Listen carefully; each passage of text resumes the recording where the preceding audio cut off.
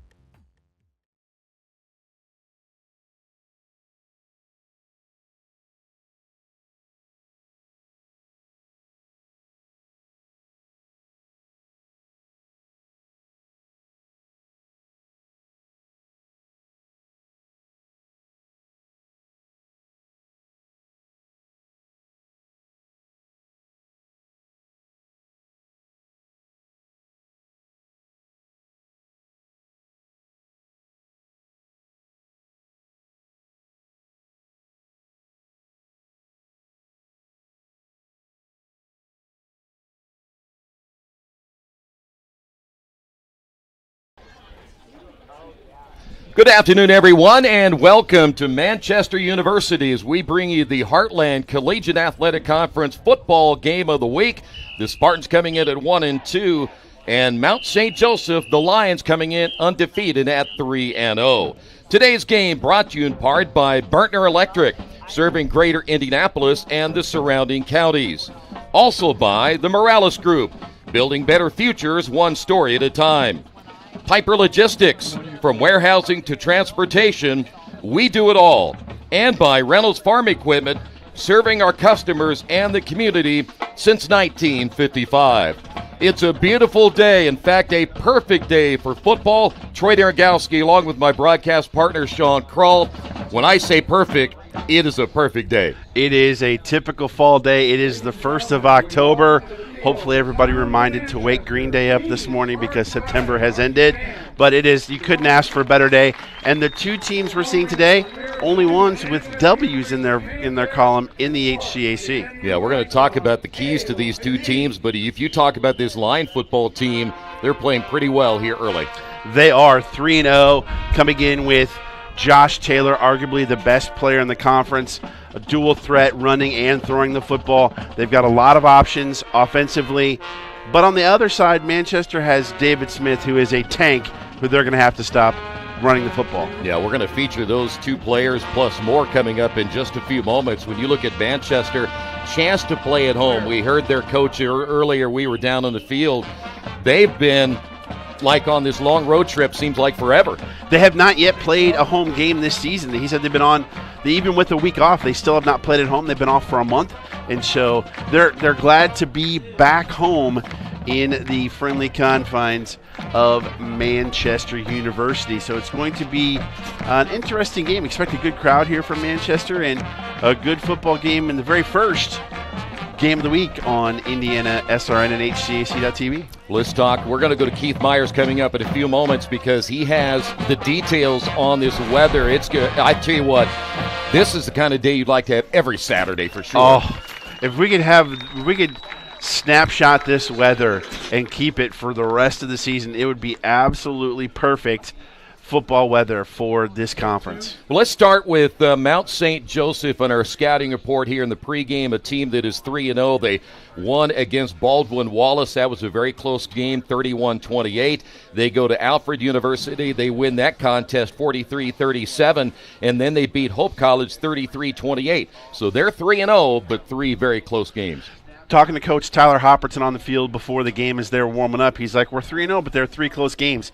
You can see they can score a lot of points, and they're really good at that, 35.7 points per game. We talked about them offensively with Josh Taylor and Cornell Beecham Jr., kind of the features along with Joey Newton. It's defensively where they really need to kind of step it up, and they've got a couple of guys that can make plays in Anthony Wright, kind of their do-all defensive player. They like to call it the star position, and Devin Dontaworth, who is from East Central High School in Indiana, but they need to be able to make some plays to keep Manchester out of the end zone. But Manchester has some weapons offensively that can cause problems, starting with David Smith. Yeah, when you talked already about East Central, that Trojan football team always a power in the state of Indiana. Let's start first off, if we may, with Josh Taylor, a guy who this year, a 65% completion percentage. His quarterback rating is over 174. This guy's the real deal. Player of the week last week, he was 20 of 31 for 352 yards, 2 touchdowns passing and 1 touchdown running. He does not matter to him whether he throws it in the end zone or runs it in the end zone, as long as it gets in the end zone. He was hurt for half the year last year and still made second team all HCAC, which tells you the talent that he's got. Yeah, 922 yards coming in, 9 touchdowns and just 2 interceptions, and he's got a lot of help, especially in the running department with number 0. Watch for this guy today, Cornell Beecham Jr., averaging over 6 yards a carry. 109 yards per game. He's got 2 touchdowns. He's also a great receiver out of the backfield, 17 catches, averaging almost 14 yards a catch with 77 yards per game. Multifaceted offense for the Lions, and they can get you from anywhere. And not even talked about Joey Newton, who's their leading receiver, at over 17 yards per catch. Yeah, he'll stretch the field, and those two guys are going to be fun to watch here this afternoon. On the other side of the ledger, Manchester coming in at 1-2 on the year. They were on the road at North Park. They won that contest 23-14.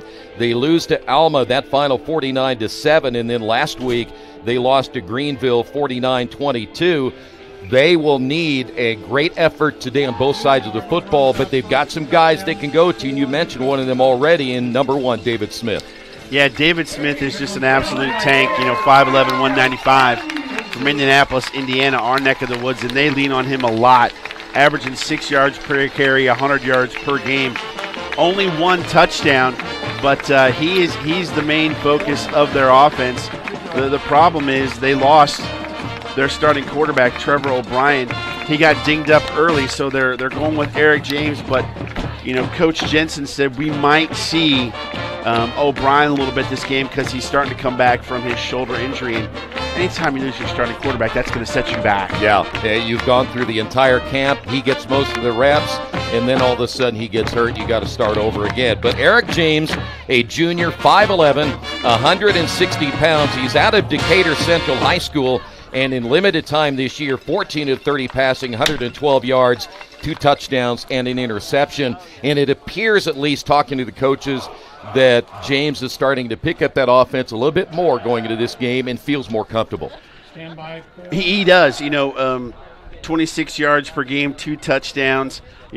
Starting to get more comfortable. I got a feeling we may see him run the football a little bit more. Yeah. He's only rushed it 4 times, but for -4 yards, those are probably obviously slack plays. But it takes a while if you're the backup to get your feet comfortable in a starting position, which is why I think we still may see a little bit of O'Brien today. But James has been serviceable for them, and they hope he can make enough plays today to get the upset over Mount St. Joseph. Defensively, they got a pretty good linebacker that I know we want to feature today, a young man that could really be special by the time it's all said and done. Yeah, from the great state of Alabama, Jamal Hubbard, 6'3" junior from Russellville. 23 tackles already, 13 solo. He is kind of their rover. They call that position. Nate Jensen loves this defense. It's young, but it's hungry, and they get after the quarterback.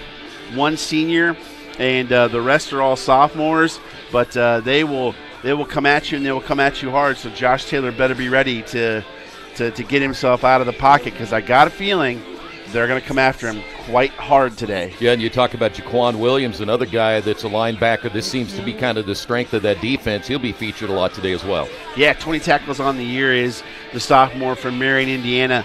Another guy to watch out for is Josue Castro. He's a great player in their defensive secondary. Sam Huffman does well on the defensive line for them as too. And they'll actually play some offensive players on defenses. Looking up the statistics, they get a lot of players that make tackles, so they'll piece it together, and Coach Jensen's ready to go. We want to go to Keith Myers, and let's see what he has weather-wise for us today. You couldn't get any better than this. Keith is down on the sidelines. Well, I think I've already told the weather forecast sunny, 70 degrees, 11 miles an hour. 50% humidity and miles.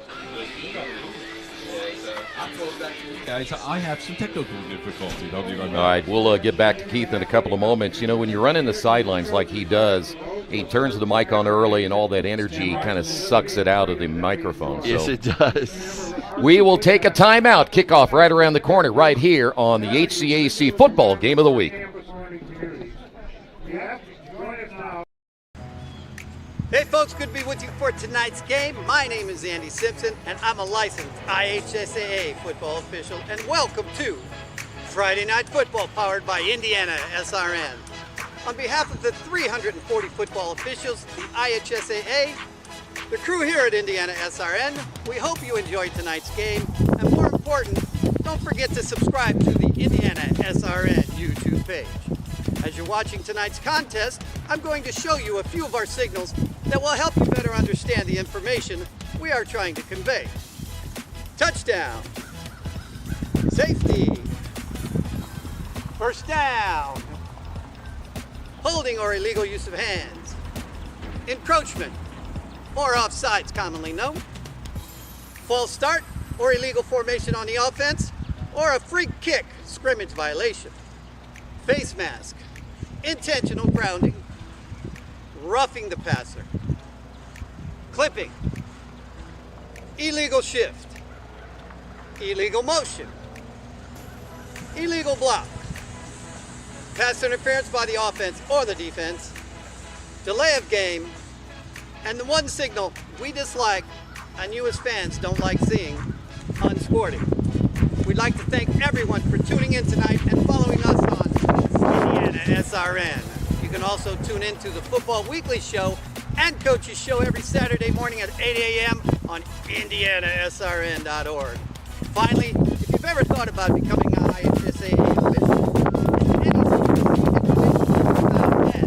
www.ihsaa.org and click on the Officials tab or call the IHSAA office at 317-846-6601.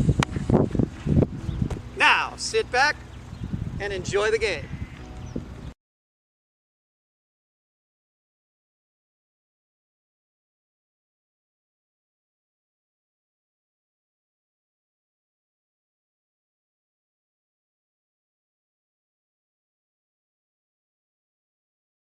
Oh, we'll be relying on you.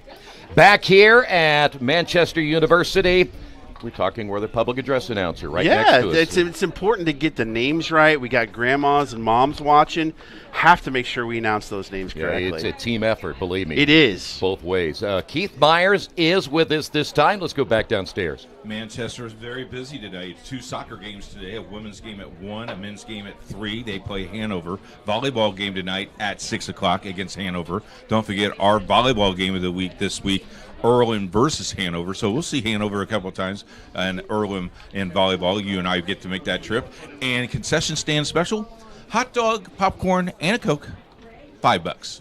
Wow. Back up to you guys. Oh, Keith probably got 3 of those already. Yeah, so we're still stopping to eat afterwards, right? Well, sure. Yeah. Hey, we want to give a special shout out to Tammy Hoagland. She has done a fantastic job subbing in for the SID and helping us out. Also want to give a shout out to her mother, who is battling cancer. Where thoughts and prayers are with her, and fight the good fight, Mama. Yeah, no doubt about it. You get a chance to meet her a little bit ago. Yeah, we did. So, we did. Tammy's doing a fantastic job. Multiple hats today here at Manchester University. You see the captains meeting at midfield. Let's talk about keys to this one. We're going to talk about a Mount St. Joe team that's number 1 in the conference in scoring. Manchester is number 6, but Mount St. Joseph's defense is 2nd in the conference. To show you kind of how the conference has been a little bit wacky early, they're 2nd in scoring defense, yet they're giving up 31 points per game. It's been a wild year early here in the HCAC. It has, and, Manchester has kind of struggled on defense. They're giving up 37.3 points a game. They really have to stiffen up defensively. I think the game plan for Manchester today, run the football and run the clock, whereas Mount St. Joseph is let's spread it out and let's chuck it down the field. Let's get down the field and score, and then they're going to key on David Smith to stop the run. and we'll see what happens here. We're going to get this thing kicked off here in just a couple of moments, and want to remind everybody that not only we have this game here today, next week we'll be down in Franklin for that game, so I know we'll talk more about that coming up throughout the broadcast as well, as these two teams are ready to go, and Manchester is going to get the football first. And one thing you mentioned a little bit ago about running the football for Manchester is sometimes that's going to be your best defense, is how long you keep your offense out on the field and keep it away from Mount St. Joseph. That is correct. As you see, David Smith, he is their main kickoff returner as well, with the pink on since it's October, back as the lone returner for the Spartans. And let's get ready for some football. All right, here we go. I didn't steal that from anybody. I didn't think you did, but I'll give you credit no matter how you want to look at it.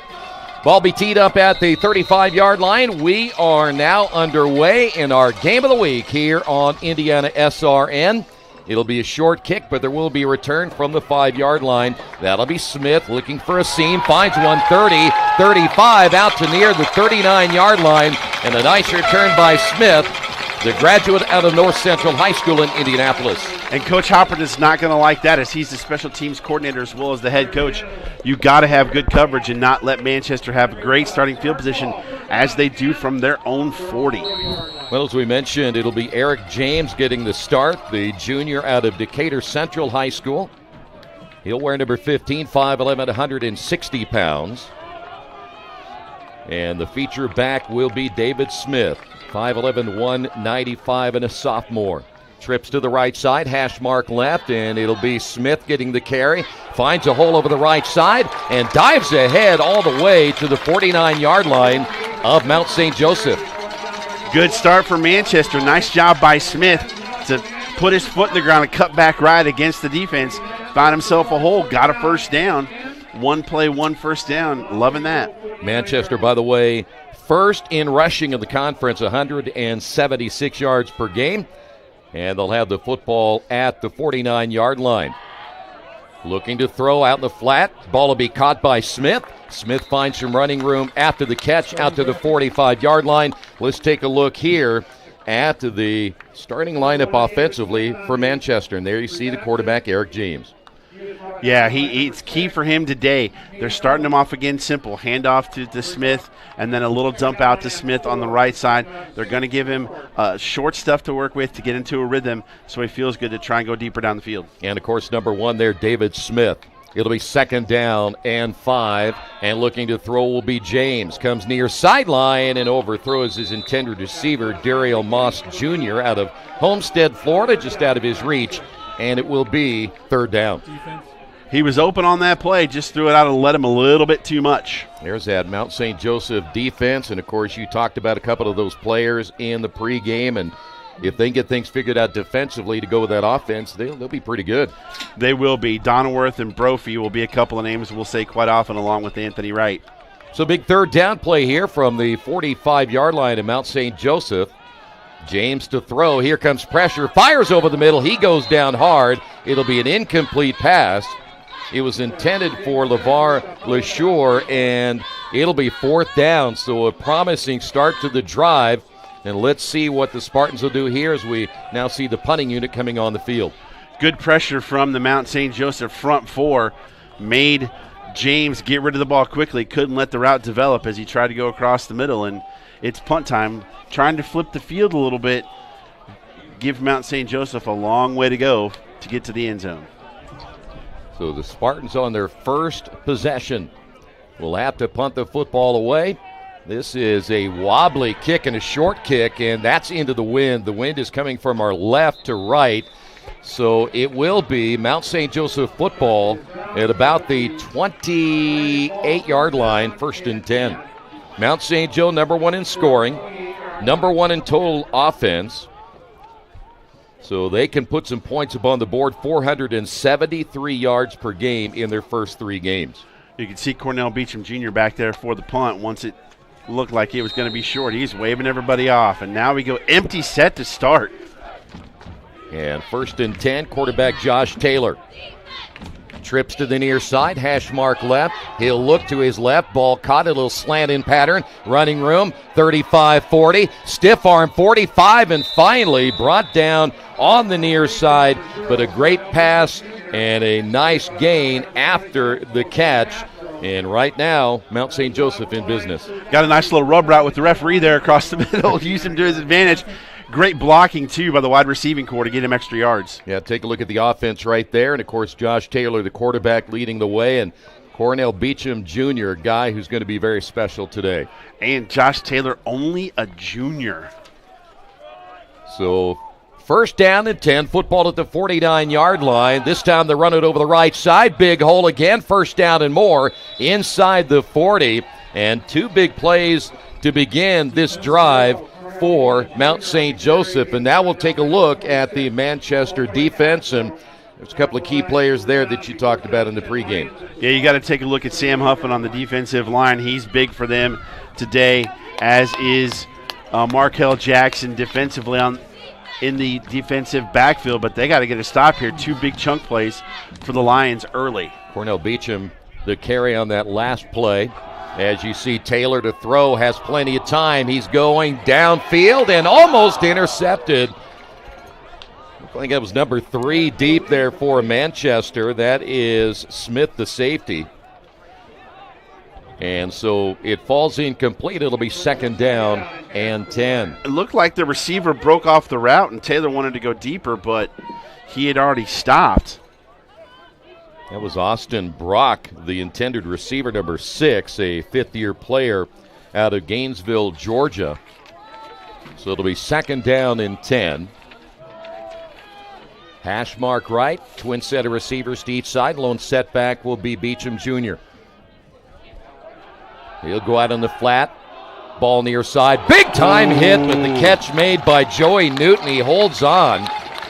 With a great hit, but how about Newton holding on to the football right there? That was a lick from Markel Jackson, but give credit to Joey Newton.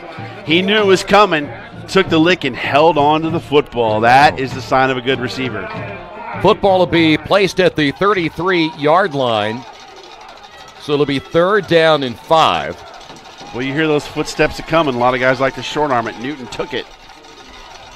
So big third down here. Taylor looking right, now going left, has running room as he gives a little juke move right there, gets to the outside and goes out of bounds, but another first down, and that'll be very close to the 23-yard line. And that's where Josh Taylor becomes the great weapon that he is. Dropping back to pass, looking right, receivers are there, open space on the left-hand side of the field, goes that way, nice little juke move, gets some extra yards, first down. So the football again at the 23-yard line. Beecham Jr., the lone setback. They'll work it off the hash mark left, and a good start here for Josh Taylor and the Lions. Beecham Jr. up the middle, finds a hole. He's at the 10, the cutback at the 5, and down to about the 3-yard line.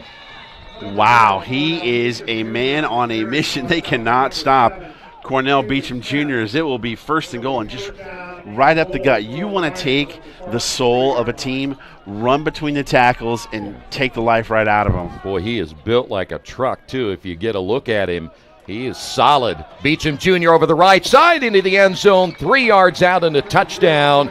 And what an opening drive for the Lions to begin this HCAC game of the week.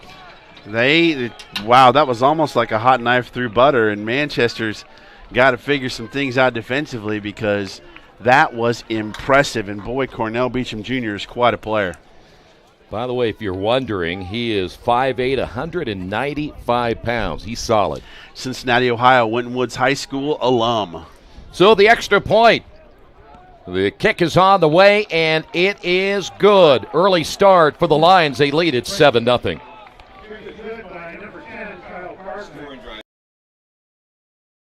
At Morales Group Staffing, we are all about building better futures. And during these times, we are working hard to put people to work. We are now hiring for hundreds of jobs with pay up to $17 an hour.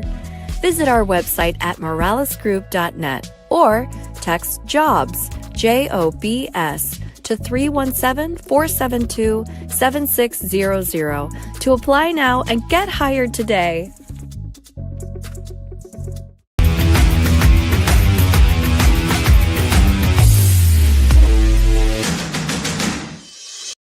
We encourage you to follow us on Twitter at IndianaSRN. Find upcoming games, video highlights, and much more. Follow us now at IndianaSRN. Welcome back to the HCAC Game of the Week. Before the kickoff, talk about the summary. Drive summary brought to you by Telemetry Sports. 7 plays, 72 yards, 2 minutes and 41 seconds. That's quick.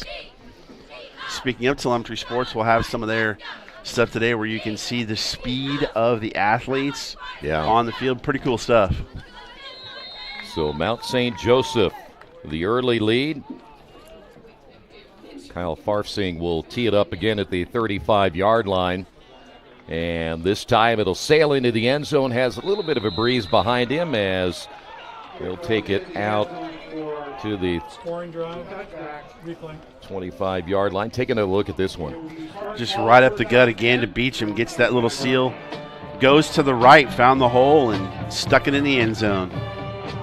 Now if you're the Spartans, you had a decent drive to begin with. It sputtered around midfield. Love to come out and maybe run a little bit more again with their top running back. Yeah, you got some big hosses. Austin Ellis, 6'3", 270. Jacob Pills, 6'5", 335. Wayne Vaughn, 5'10", 300. Connor Heidman, 5'11", 275. And Leon Williams, 5'11", 325. Use those hosses. First down, and they will run the football, but not this time. Nowhere to go for David Smith. Up the middle, plenty of pressure put on, and Smith will go down, no gain. Looks like Deshaun Starks was in on that stop, number 3 for Mount St. Joseph, senior from Lexington, Kentucky. They're going to key on David Smith, so this may be setting up some things, continuing to run to Smith, maybe go to play action a little bit later in the football game. Second down and 10. James will work again out of the shotgun, and Smith will get the call again over the right side. Finds a hole as he breaks a tackle. 30 out to about the 33-yard line. Nice run. Short, though, of the first down. Maybe a yard and a half or so. You can see how tough that young man is to get down, and if they just need to give him just the smallest lane, he'll get through as he did on the right side of the line that play, and he'll get you some yardage because that is a freight train coming on the track, so you don't want to try and stop it. Let's call it now. Third down and 1. This is where you want to be if you're Manchester. Third and short. Gives you a lot of options.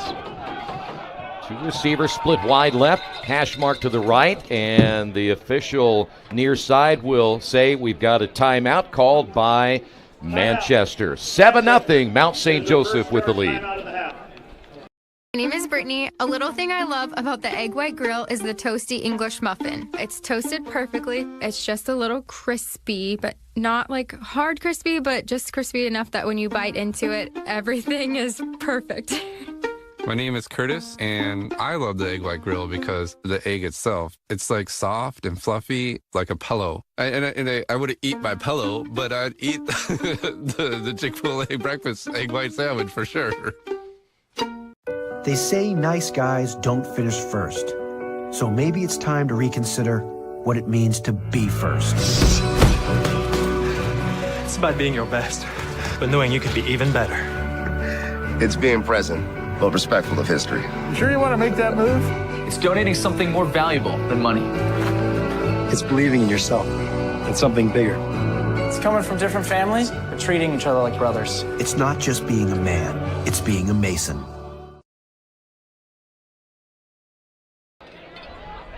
Back here at Manchester University, and that'll be a first down carry for David Smith. Let's go back to Keith Myers. We'll have scores for you all day long, Big Ten and more of the Heartland Conference scores for you, and keep you abreast of what's going on down here. Back to you guys.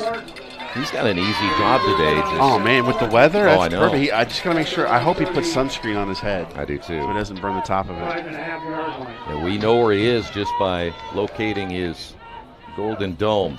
First down, Smith the carry again, and he'll get a couple of yards on this one as they'll put it near the 37-yard line.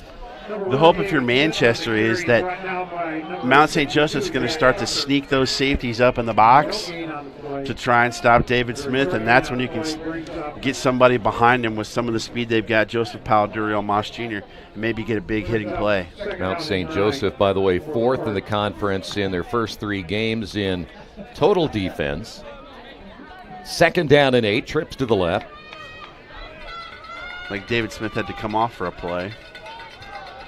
And Jalen Love will be in as the backup. Love will get the call over the right side. Nothing there. Might get back to the line of scrimmage as he got met hard off that left side, and good pursuit again by Mount St. Joseph. Love's built a lot like Cornell Beecham Jr. He's a 5'6", 180 junior from Avon, Indiana, Avon High School, averaging 4 yards a carry with a couple of touchdowns. Coach Jensen mentioned we'll see him quite a bit today. So now a big 3rd down and 8. Your options are a little bit different now. You just talked about that short yardage situation at 3rd down, a little different when it's 8. It is. Look to the tight end and maybe Smith coming out of the backfield to try and get them a 1st down here. Smith is the lone setback, stacked on the left side with 2 receivers as the pass by James caught at the 25, and that's going to be a 1st down and more by Duriel Moss Jr., the receiver out of Homestead, Florida. Man, double coverage and still found a way to get behind the defensive backs, and a great pass by Eric James to find Duriel Moss, and they're near the red zone. Well, we see that James, you had plenty of protection right there, and just a great pass. The safety didn't make it over in time for that pass. Couldn't help out with the one-on-one coverage, and Moss got behind him. Those are the big plays you need if you're the Spartans today. Football at the 24-yard line. The pitch, and it'll be a sweep around the left side. Smith nowhere to go. May get back to the line of scrimmage.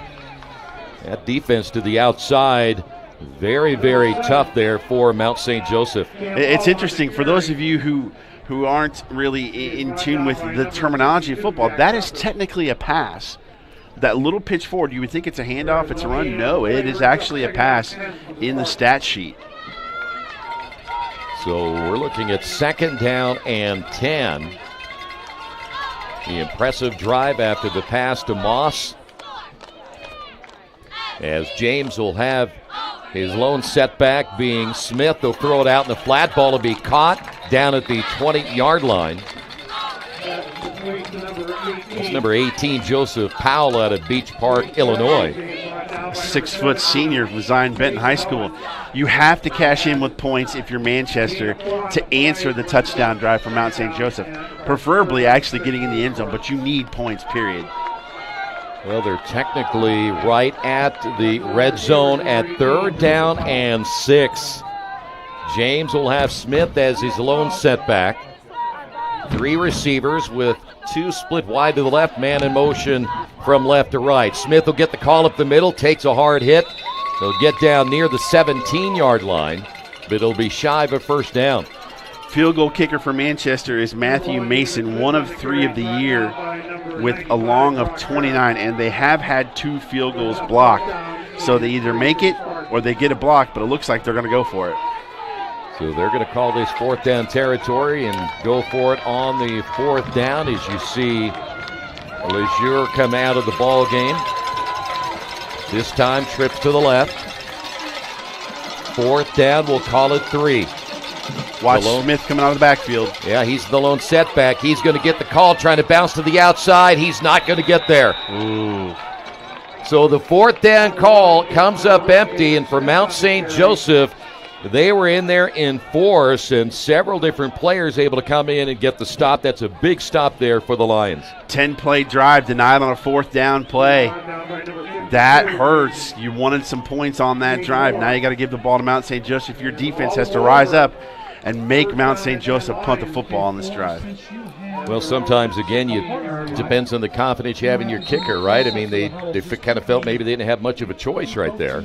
Yeah, having 2 kicks blocked will definitely make you a little wary of throwing the field goal team out there. So Josh Taylor will lead the offense back out on the field after the defense gets the stop. It'll be 1st down and 10. Taylor to throw. Here comes pressure. As you see him roll, we got a flag, probably going to be a hold right here. Taylor takes the hit at the 15-yard line. But where that flag went down generally will lead to a holding penalty. Almost always if it's coming from that referee who's behind the play. and throws it where he throws it, it's going to be offensive holding. I think that's what I want to do if I'm an official. I want to be the guy that throws all the flags that gets the holding. Used to talk into the mic. Yeah. Can I do that? Sure. Well, we always need officials. Exactly. They may not want me, though. Let's go back to Keith Myers. You know, I did that for many, many years, Troy, and it's not as fun as you think because you could get run over back here, and you're the last one to get your hot dog at the concession stand. You're run over if you're behind the quarterback? I was slow. That is true. That hasn't changed. He apparently didn't back up far enough. No, he didn't. Thank you. Keith wanted to get a really close look at those big linemen. So after the penalty, we're back inside the 10-yard line. So it'll be first down once again. Taylor to throw, quick hitter over the middle at the 20, 25, 30. They'll get the first down and more. Zakeem Hunley on the reception there for Mount St. Joseph, and that's a quick way to get your first down back. Just a little crossing route right across the middle. 6'1" sophomore Zakeem Hunley from Cincinnati, Ohio. That's his fourth catch on the year, averaging, you ready for this? 35 yards a catch. He almost got it on that one as well. Boy, no kidding. Football at the 35-yard line. The handoff, it'll go to your running back over the left side, 40, and driven out of bounds, but I think that Cornell Beecham Jr. may have gotten another first down. He did spotted the football at the 47. Such a nice job of knowing where he wants to go, his vision, looking for the hole and putting his foot in the ground and cutting to get to the left-hand side where he got the seal and got around the edge for another first down, and Mount St. Joseph is driving again. Boy, how big is that stop defensively, and then put your defense back out there again if you're Manchester? You get that hold, and they're backed up, and you're thinking, okay, this is what we wanted it for Manchester, and that big play to Hunley. Now Taylor has 4 receivers. Stacked to the left, hash mark left, looking to throw over the middle. Ball's going to be caught, 45, another first down. That's going to be Zane Dine, who is in the ball game for Joey Newton. And that's going to be first down at about, the 41-yard line. I think that may be his first catch on the season for Zane Dine, but I love watching Taylor go through his progressions. You saw him look left, you saw him look right, then he came back to the middle of the field, found Dine in that soft spot of the zone, and got the football to him. That's what a veteran quarterback will do, and Taylor takes the snap, plenty of protection. Down the middle, ball caught, and a hard hit. And diving inside the 20-yard line, that's Newton back in the ball game. Boy, he took another hard hit, but able to get a couple of extra yards on the catch. They have a connection, does Taylor and Newton. And, boy, the middle of the field is killing Manchester right now from 10 yards out. They got to get those safeties in those spots to prevent those passes from happening. So Cornell Beecham Jr., the lone setback. Taylor, 4 wide out, split even to each side. Taylor, there's a flag down again. 2 defenders go down. Taylor's going to take it himself to 20-15. Still on his feet at the 5. I think he's running for nothing here because I believe we're going to have another hold, but that's a heck of a run to get, by the way, those 15 yards. He ran 45 or 50. Oh, easily, but all for naught as that's going to come back on a holding penalty. That's pretty, though. I mean, that was really a good run. Again, it's such a wonderful weapon to have when you have a quarterback that can take a broken play and make like that something happen like that, like a Lamar Jackson, like a Jalen Hurts. It's just it's so hard to defend. It is. It really is. Do you, as a quarterback, are you going to go say anything to the lineman who did the hold, or are you just going to let that go? Right now I'm trying to catch my breath, so I wouldn't be able to get much out. So it'll back it up to the 25-yard line. When he takes him out to dinner this week, he's like, no appetizer for That's you. right. You're cut off in that area. So again, it'll be first down. And the handoff bouncing to the outside, Beecham Jr., and he's going to get thrown for the loss of a couple of yards. Good pursuit by that Manchester defense. It looked like it might have been Hubbard on the outside. Great job. I mean, he kept trying to extend it left, but Hubbard did a great job of cutting off the angle and getting to him and bringing him down for a loss, and now it's second down and really long. Football all the way back to the 27-yard line. So we're talking about 2nd and 22. If Manchester can hold the Lions to 3 points here, that's a win for them. Very much so. Stacked even to each side and the outside. Hash mark on the left. Taylor will have Beecham Jr. as his lone setback, and he'll make a change there at the line of scrimmage. Blitz. Taylor looking right, looking left, gets away from pressure, has open running room, 20-15 at the 10, down to the 5-yard line, and he is very close to the first down. What a run by Josh Taylor. You know, if I'm Coach Hopperton, I love the fact that he can make plays like that, but I'm always cringing after, he got hurt last year when he runs, like, just get out of bounds. Just get out of bounds. Don't take a hit. Please. Well, that extra effort got him a first down, so Mount St. Joseph first and goal from the 5-yard line. Beecham Jr., the lone setback, set just to his left. He'll get the call over the right side, puts his head down, gets into the end zone, 5 yards and the score.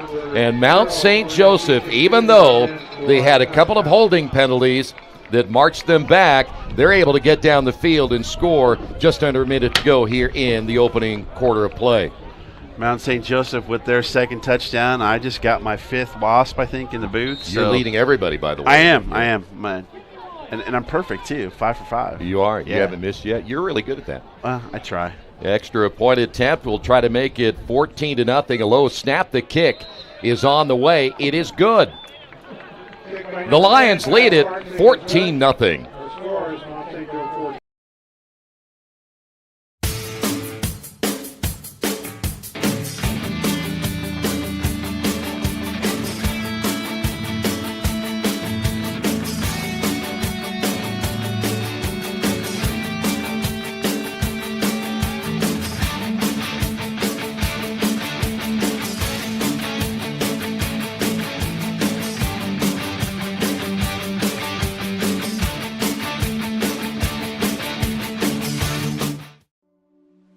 Can't get to a computer? Then we've got you covered.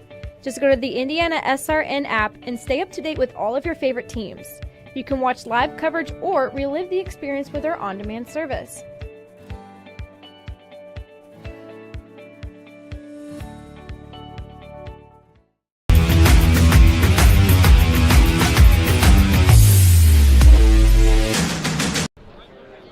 I want to remind you today's game brought to you in part by Telemetry Sports. For more than 6 years, Telemetry Sports has been working with the NFL and multiple college football teams as a data and technology provider. They'll do player speeds and accelerations, and they use generated computer vision, the same technology as autonomous vehicles. Telemetry Sports, proud sponsor of the HCAC and football here on IndianaSRN. Let's go back to, in fact, we got the scoring drive first before we go to Keith Myers. Scoring drive sponsored by Serenity Home Care. 7 plays, 83 yards, 4 minutes and 2 seconds, capped off.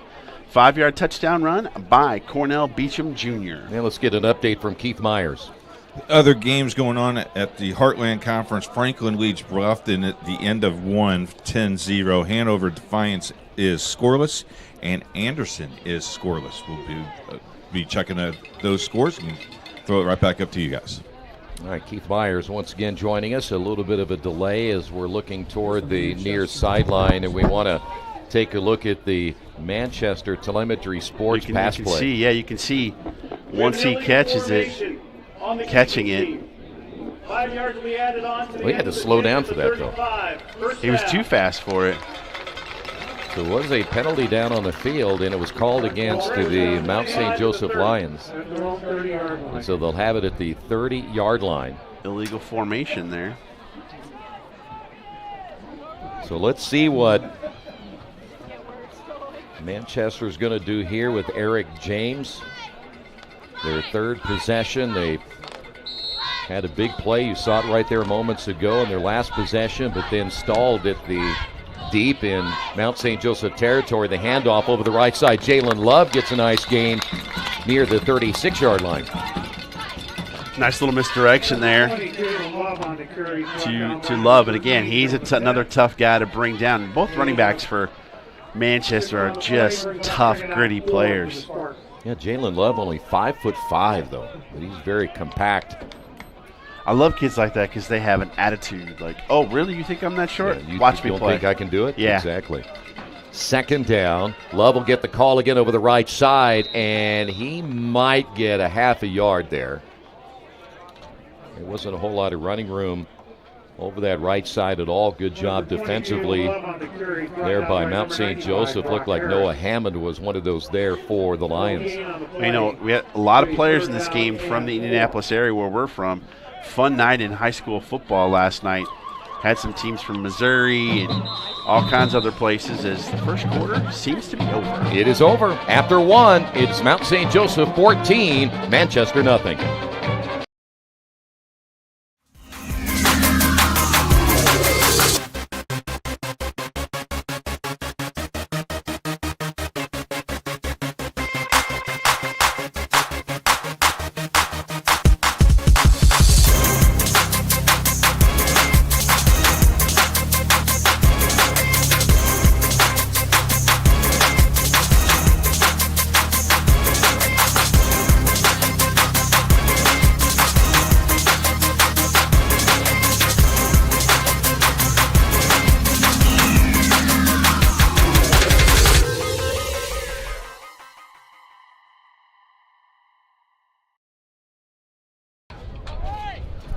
Today's game brought to you in part by Serenity Home Care. Serenity Care Services is an Indiana licensed personnel agency and Medicaid waiver service provider in Central Indiana. They're friendly, competent, and experienced team of caregivers you have been seeking. For more information, contact them today at serenitycareservices.net. And you have some numbers on total offense. That's a lot of yards in the first quarter there for 173 yards for That's pretty Joseph. good. 73 for Manchester.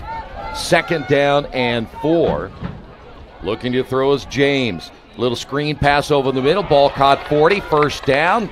As they pile things up there, he'll get to maybe the 42-yard line before being driven back. But it's good enough for first down there for the Spartans. Yeah, 14 plays, 173 yards for Mount St. Joseph. 16 plays, 79 yards for Manchester at the start of the quarter. Cornell Beecham Jr. has 53 yards so far.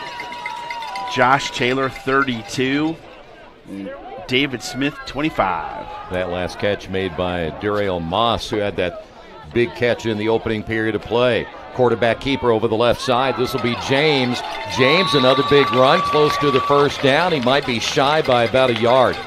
Maybe love less. the call. Love the call there, faking the handoff and having the quarterback take it. You got to give some credit to the Manchester offensive coaches, is throwing some little wrinkles in here to keep Mount St. Joseph off balance. Well, you've made it to the 49-yard line.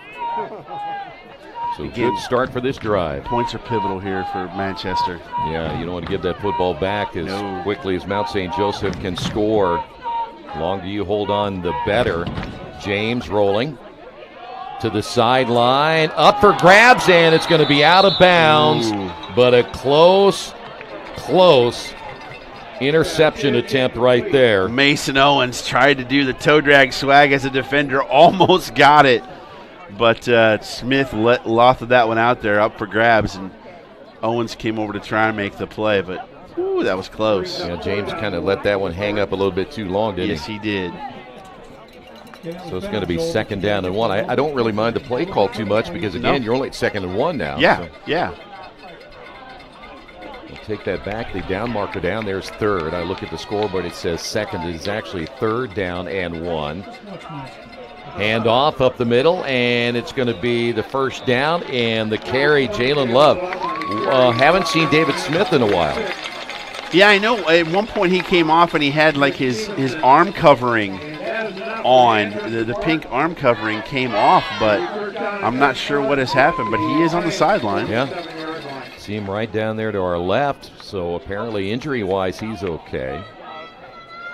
So it'll be first down. Since that first 3 and out for Manchester, they've had some sustained, if I can say it, sustained drives, just haven't been able to cash in. Man in motion, hand off to Love up the middle, and he will dive ahead. Get about a yard on that one. Good second effort.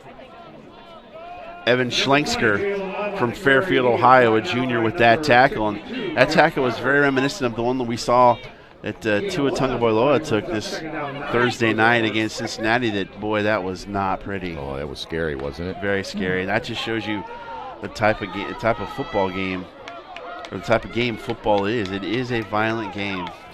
Football at the 46-yard line, placed right in the middle of the field here for the Spartans.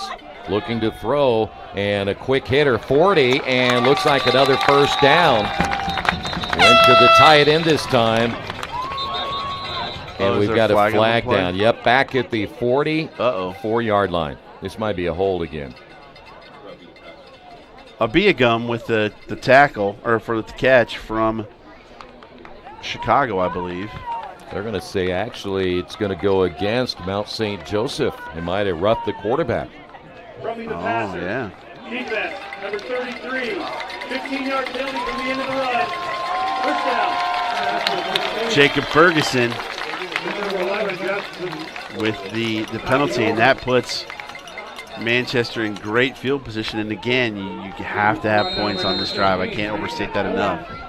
By the way, Love is out. Smith is out. Neither one of the two guys are in there at the moment. And a quick pitch around the left side inside the 20-yard line. Diving ahead, that'll be Cam Hall out of Savannah, Georgia. Cam Hall, normally listed as a receiver, going to get some backfield duty today. 5'6" sophomore from Savannah, Georgia, Memorial Day High School. There's Smith coming back in. Yep.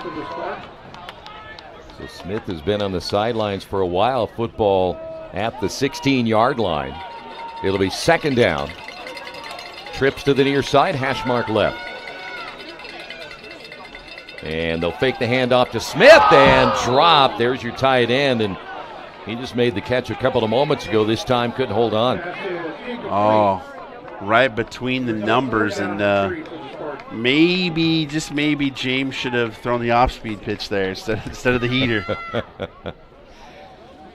Well, now just like that, we're looking at second down. Still need it. It's actually third down, and about 4. Big play here for this Spartan offense. Handoff Smith. Smith to the right. Boy, I tell you what, he looked like he was going to get stopped, and he was able to get the extra yardage, and looks like he got a first down or very close to it. Nate Owens was right there, the junior from Bethel, Ohio, but he fell down. Ready to make the tackle, and Smith got around him, and nope, they're just short. Fourth and not quite a yard, but we got to call it 1.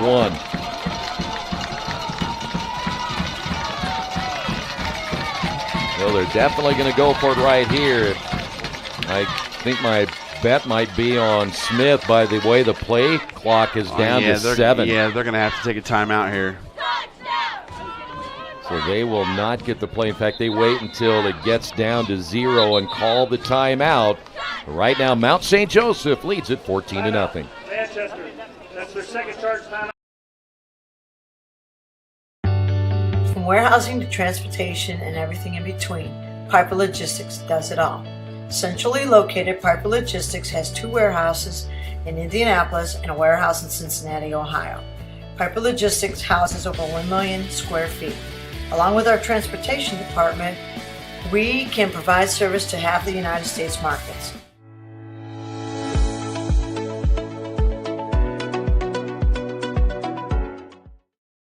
We encourage you to subscribe to our YouTube channel, IndianaSRN. Hit the bell to get notifications for upcoming games and more. Watch as many games as you want, as many times as you want.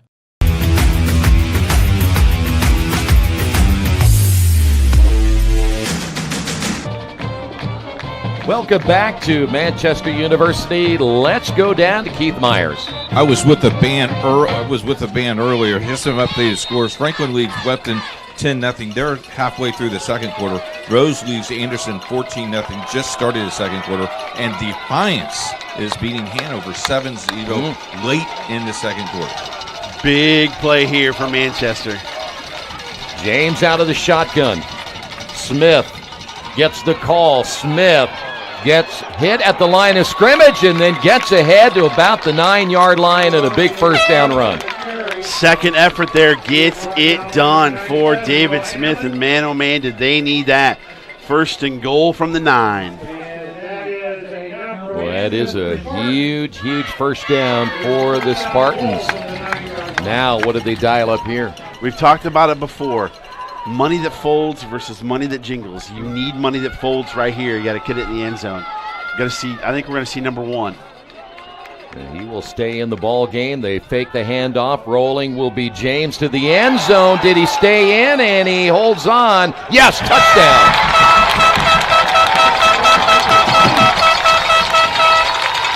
That is LeVar LaShore making the catch, and what a way to stay in bounds. Wow. That is some serious toe drag swag right there. Tippity toes. And that's exactly what the doctor ordered for the Spartans. And they are right back in this one.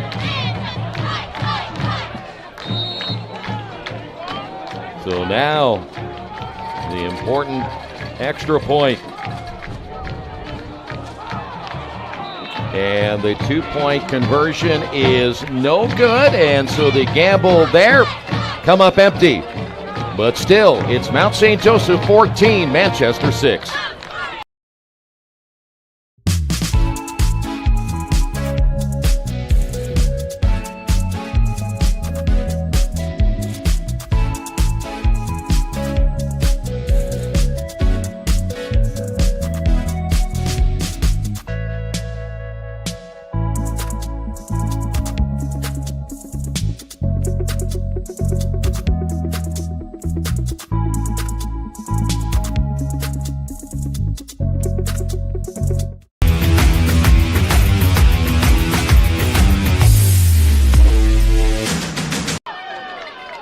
Well, with that touchdown, Mount St. Joseph in a ball game here with Manchester. Let's go through the scoring summary. Yeah, scoring summary brought to you by Tam's Sweet and Savory. 13 plays, 70 yards, 5 minutes and 57 seconds on the clock.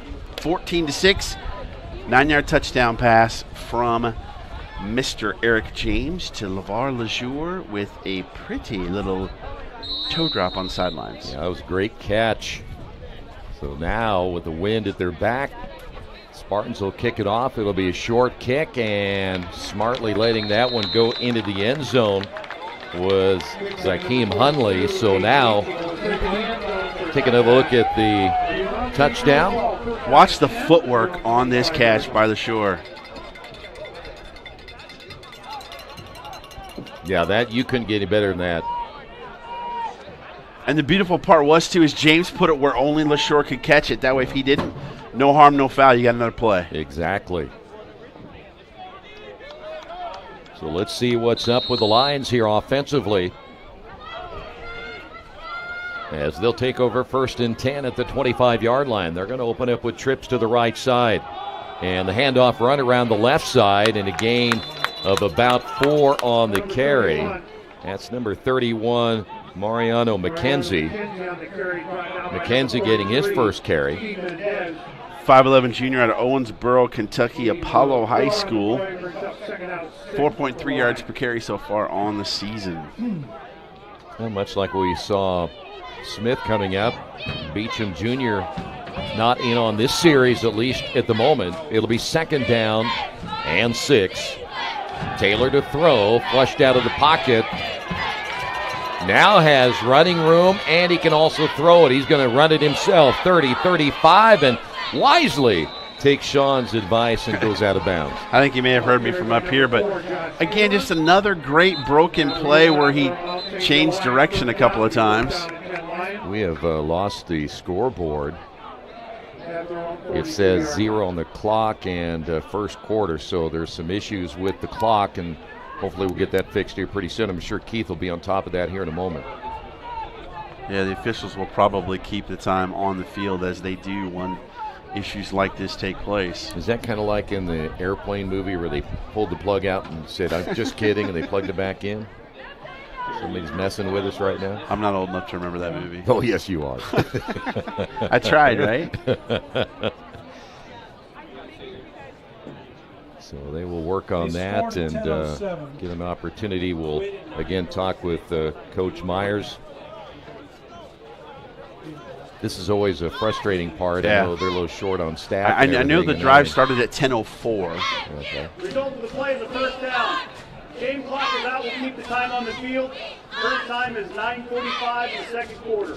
Okay, so you heard the official talk about keeping the time down there. So, how your Wolverines doing? Oh, you need to ask? Sorry, I mean, I find that a little insulting. As I do with your arrogance as a Wolverine fan. So, how'd that go in the playoff last year? It didn't go well. Yeah, it wasn't. Yeah. But you always got to start somewhere. So that's the baby beginning. steps. Just baby steps right now. Yeah. Okay.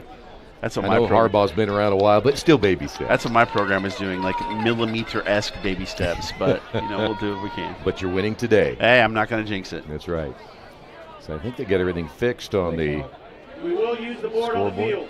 All right, so we're back officially to the scoreboard itself. Jerry got one. Jerry's 1 for 1.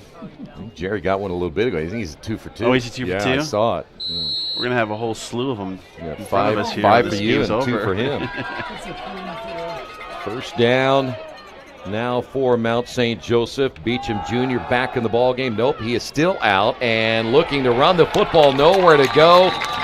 Big 99 coming in to make the stop, but Taylor, good coverage downfield. Yeah, coverage sack completely, like you talked about it. DJ Doss with the stop. And he did lose a touch of yardage there, so that will be counted as a sack. And Taylor just can't find open receivers. It's hard to block for that long of a time without somebody getting free. If you can cover for long enough, you can make plays like that. Well, I need to spend a moment to see what happened to Beecham Jr. I didn't even see him on the sidelines. Doesn't mean he's not there. Could just be a rest series for him. Second down and 10. Taylor gets hit, goes down inside the 35-yard line. That is Grimes, the backup outside linebacker there, or defensive end, I should say, to make the stop. Jalen Grimes, 5'9" sophomore from Goulds, Florida, Christopher Columbus High School. Big play. And Josh Taylor is lucky he did not fumble that ball because he had the ball up in the air ready to pull the trigger when he got hit. So now you got third and really long. And this is, boy, get off the field here. If you're Manchester, you gain a ton of momentum in this football game. By the way, Cornell Beecham Jr. is one of the receivers to the near side. McKenzie stays in as the lone setback, 3rd and 18. Swing pass to McKenzie. Gets the block, 40, and will be brought down near the 44-yard line. Well shy of the first down. They have to get very close to the 48 of Manchester. You can see why they left Beecham in. He blocked out there for McKenzie. Is there a penalty? We will wait and see the head official. Yep, it's going to go against Mount St. Joseph. You know what's amazing is how your offense can be clicking along, and then all of a sudden you don't put the right mixture in the gas tank, and it just doesn't work very well. Yeah, that was a false start, so that sets them back 5 more yards. We'll see what they do here. I'm not sure there are many plays in the playbook for 3rd and 24. Trips to the left. So again, 3rd down and 24 now for Josh Taylor, and you're 6 for 6. Here comes the pressure. Taylor flushed out of the pocket, gets rid of it. Ball caught by Beecham Jr., and he's going to try to get the sideline. Breaks the tackle, gets the first down, and let's make sure he didn't step out of bounds. I don't think he did, and they'll mark the football all the way down to the Manchester 36-yard line. Mark that play down if it comes down to a close game. What a huge play by Cornell Beecham Jr. to break that tackling, move the chains. Well, you talked about he catches the football extremely well, but after the catch, that was really impressive. Yeah, had one-on-one play, and he made the play and got the chains moving. We'll check out the replay here. Just watch this move. That right here broke through it and even got 15 more yards after the first down. So a big first down play. Here's Beecham Jr. on the right side. Finds a hole at the 20, the 15, 10, 5, touchdown. 36 yards, and just like that, Cornell Beecham Jr. puts 6 more on the board. What a run by Beecham Jr. 3 drives, 3 touchdown runs by Cornell Beecham Jr. You see why he's the leading rusher in the conference. Keep feeding that young man. He is unbelievable. What looked like it was going to be a stalled drive again for Mount St. Joseph. It was helped out tremendously there by Cornell Beecham Jr. And now the extra point attempt. The line drive kick is up, and it is good. Mount St. Joseph 21, Manchester 6. 75 yards. That's what I had.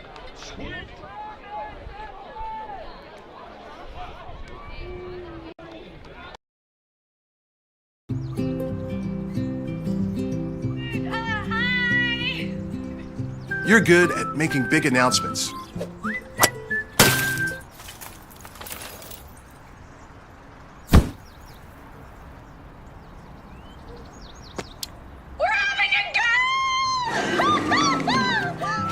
We're good at your insurance. Start with Indiana Farm Bureau Insurance, online, over the phone, or in person, and stop knocking on wood. We encourage you to follow us on Twitter at IndianaSRN. Find upcoming games, video highlights, and much more.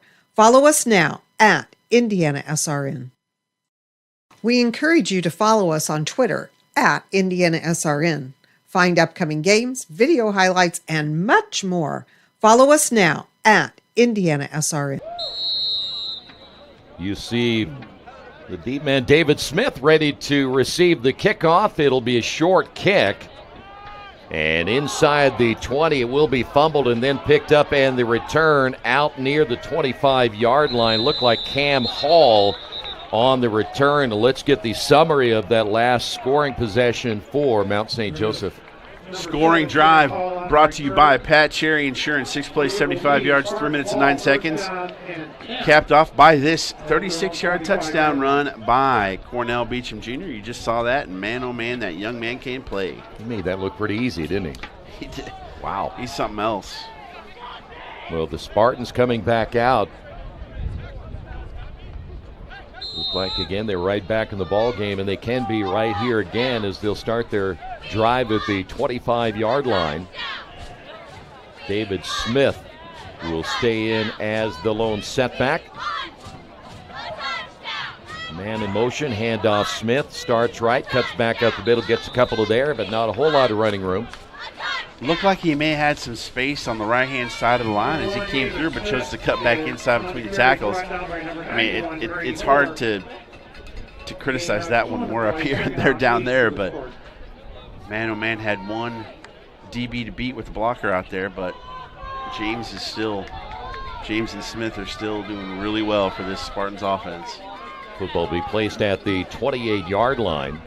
Smith will now set to the right after beginning on the left side of his quarterback, James. They'll throw downfield and out of the reach of his intended receiver, sprinting up the left sideline. Leisure there, just could not get to it, so it'll be 3rd down and about 8 now for the Spartans. You need this first down because more important than anything, you need to chew up some clock and give your defense a rest. They've been on the field 3 times. Mount St. Joseph has scored 3 times. You got to give them a breather to give them a chance to catch their bearings and their breath before they go back out in the field again. Cam Hall in the ball game. He'll now set up to the left, so 4 receivers in the ball game at 3rd down and 8. Smith remaining in as the lone setback. Nope, he's out of the ball game now as James will roll down the field, and the pass intercepted. It was too high for his intended receiver. It'll be Starks on the interception return, and he's inside the 20, and Mount St. Joseph will have excellent field position, but Starks read it well. The pass just too high for the intended receiver. Yeah, it looked like he couldn't tell that maybe a receiver broke off something early. We'll look here on the replay, but there's James. Nice ball, but yeah, he just overthrew his receiver. Hung up a little bit too high, and I know you want to go 6 for 6 or 7 for 7, but he's in front of me now. So does that count? Do I get credit for this? Oh, no, I'm 7 for 9. That's all right. Go that way. Sorry, we're trying to kill some wasps here in the booth. Free willing. So it'll be first down, football at the 15-yard line. Josh Taylor. It'll be handoff. Here he is, Cornell Beecham Jr. to the outside, down to about the 6-yard line. Another nice run. You know, one thing you notice about Beecham Jr. is he changes directions very quickly. Oh, just the hip swivel he's got to be able to keep his balance while shifting into a different gear, into a different position. It's very, very impressive. So he will stay in the ball game as it'll be 2nd down and 1. Taylor out the hash mark left. Will give it to Beecham Jr. up the middle. Fights his way across the goal line and in for the score. And 2 straight scores now for Mount St. Joseph after they gave up the touchdown early. And it's now a 21-point lead. We might have to check on what the conference record is for rushing touchdowns in a game because Beecham has 4 already. So we have 8. 8 apparently is the record. Like Robert Holcomb of the University of Illinois. Yeah, exactly. It's the first thing I thought of. So we'll get the details on the 8 here in a couple of moments. So we're going to go to Keith Myers here in a couple of minutes after the extra point attempt is on the way. Another line drive kick. It is good. Let's go to Keith Myers. Also, fellas, just want to let you know, Beecham is a national champion in wrestling. So he's the only national champion that Manchester had in wrestling. I think he wants to go professional, but Hulk Hogan is in negotiation with him. But just want to let you know he's a national champion in wrestling. So, Sean, I think he could probably take you. You probably could. Scoring summary, 2 plays, 15 yards, 43 seconds. Brought to you by Indiana Mulch and Stone. 4th rushing touchdown of the day for Cornell Beecham Jr. What is it about you and quick scores? Every time I do a game with you, you end up with 23, 33, 43-second drives. It's the mojo. It is. Yeah. So my teams can't score, period, let alone score fast. So teams that I root for, that is. Well, except Alabama, but they're a quasi team of mine. I married into it. I didn't have a choice. You can't help that then, I do have no choice. But it's nice to root for a team that actually wins. It's true. So, very, very true.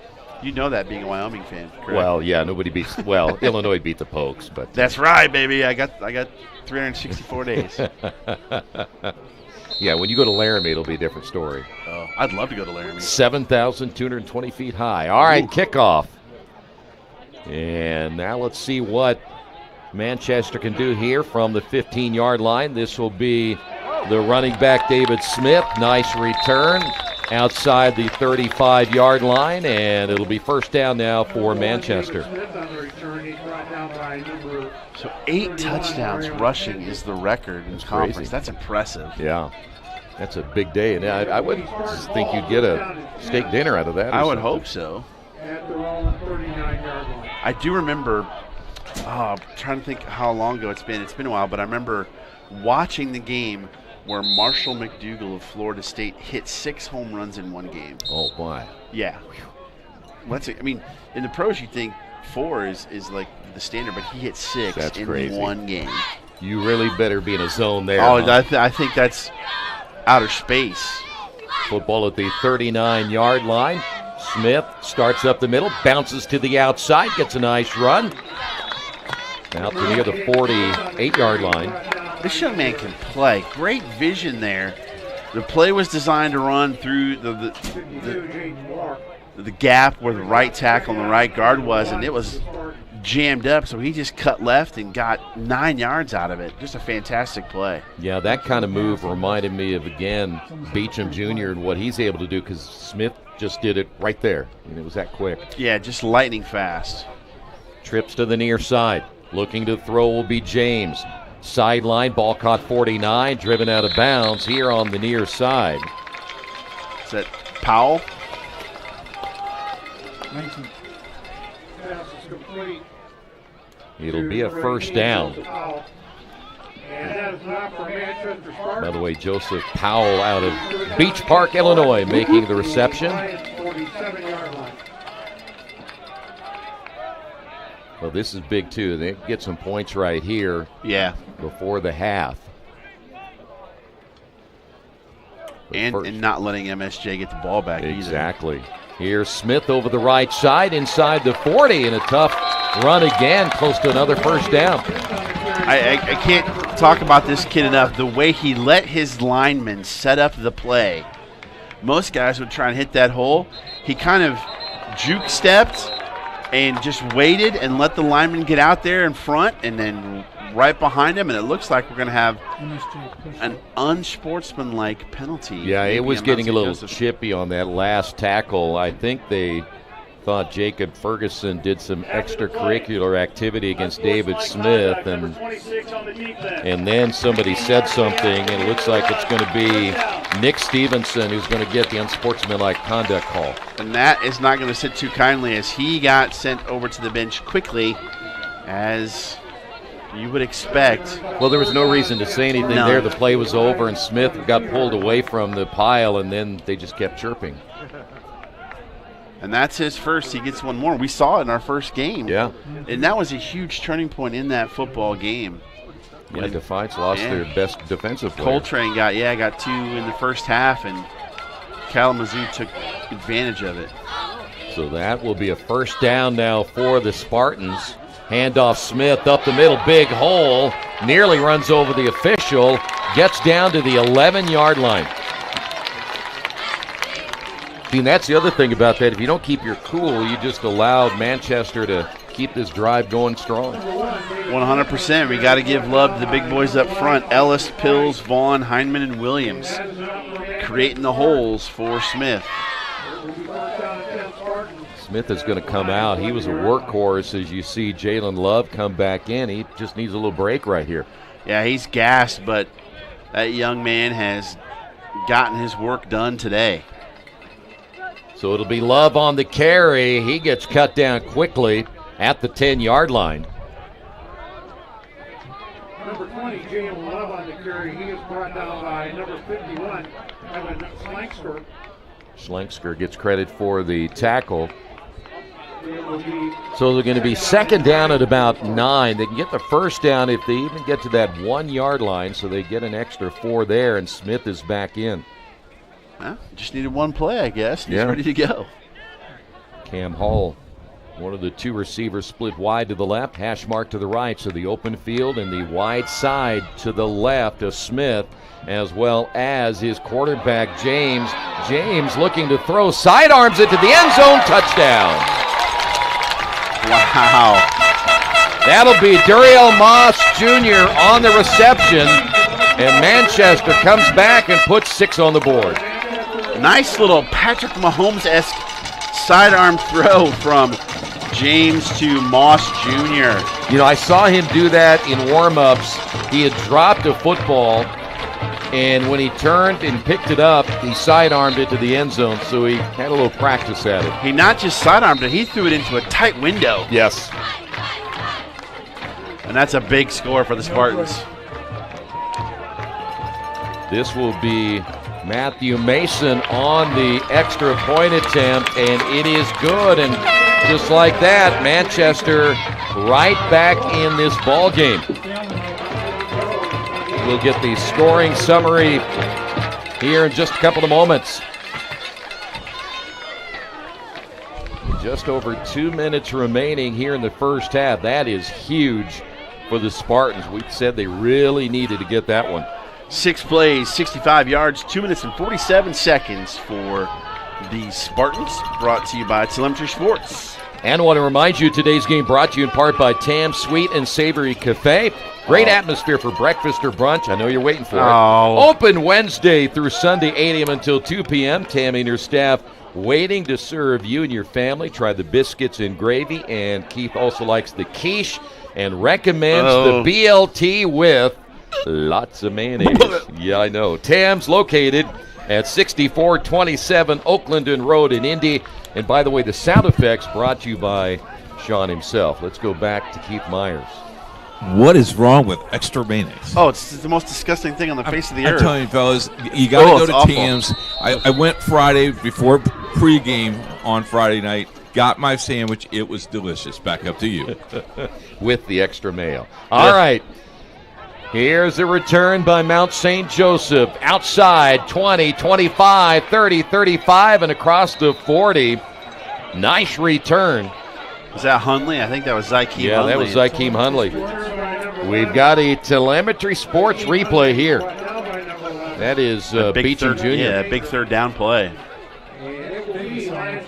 Well, he would have gotten to 20 if they hadn't grabbed him. Yeah, so what is the miles per hour that shows how fast that was? The cutoff? Yeah, he got to 13 plus, but 18 is really the key that the standard we have set. Football at the 43-yard line. I would take 5 miles an hour myself if I could. They don't need telemetry sports for me. They need a sundial. Exactly. Hand off up the middle. Big hole and more. 45-40 and brought down at the 35. That is Mariona McKenzie on the run. And just like that, Mount St. Joseph in business.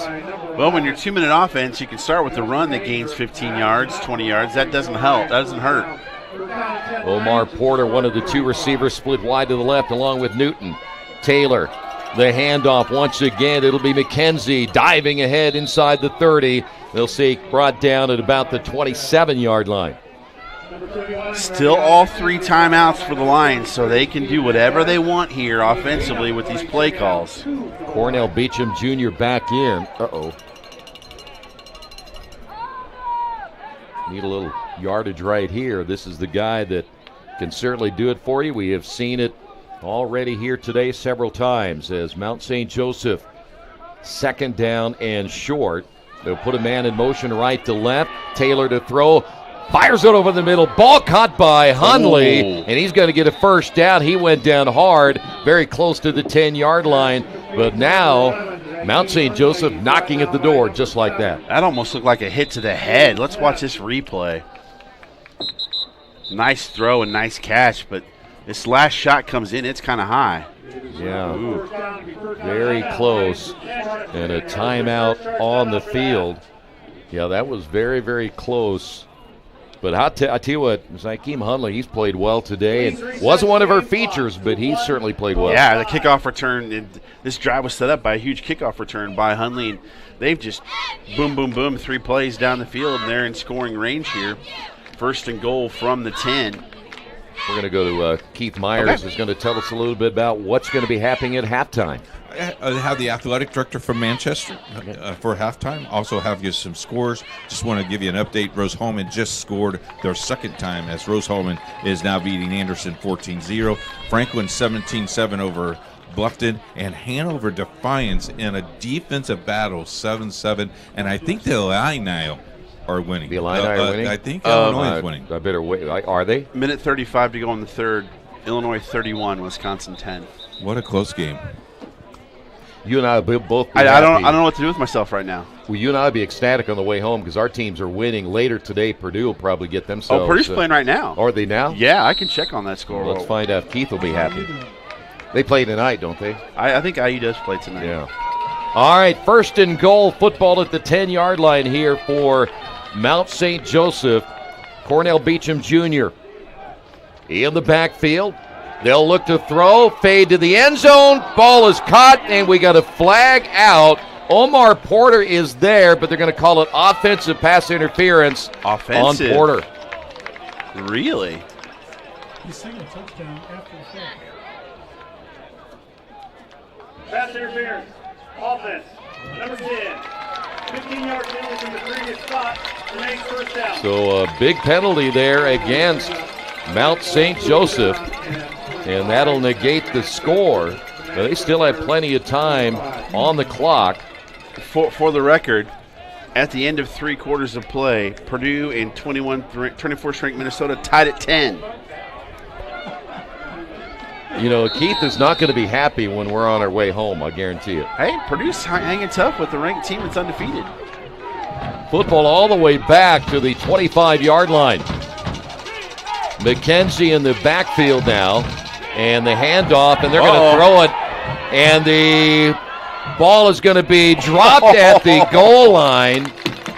The pass by Jake Ayler, and they try a little trickery here after the ball's back to the 25. We had a game last year with Mount St. Joseph where both quarterbacks were hurt, and I think Jake Ayler actually played quarterback. He had 5 touchdowns passing, so they trusted him to make that play, but it was just over the open receiver and just short of the receiver diving by the pylon. 2nd down and goal,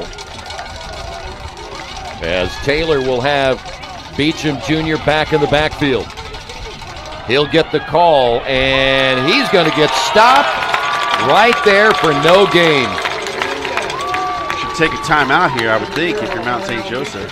That was Steve Mendez, the inside linebacker, there to make the stop. That's a big stop right there. They're not taking a timeout. I don't understand it. Yeah, they may be just satisfied going into the locker room up 28-13. Well, the play clock's going to run down before the game clock. Yep. So no activity yet. You see both Beecham Jr. and Taylor looking to the sideline. I guess they're going to make sure no matter what that Manchester is not going to have any time left on the clock. That's a long field goal to try. So I'm not sure what into the wind do. too, Sean. I mean, we're talking about.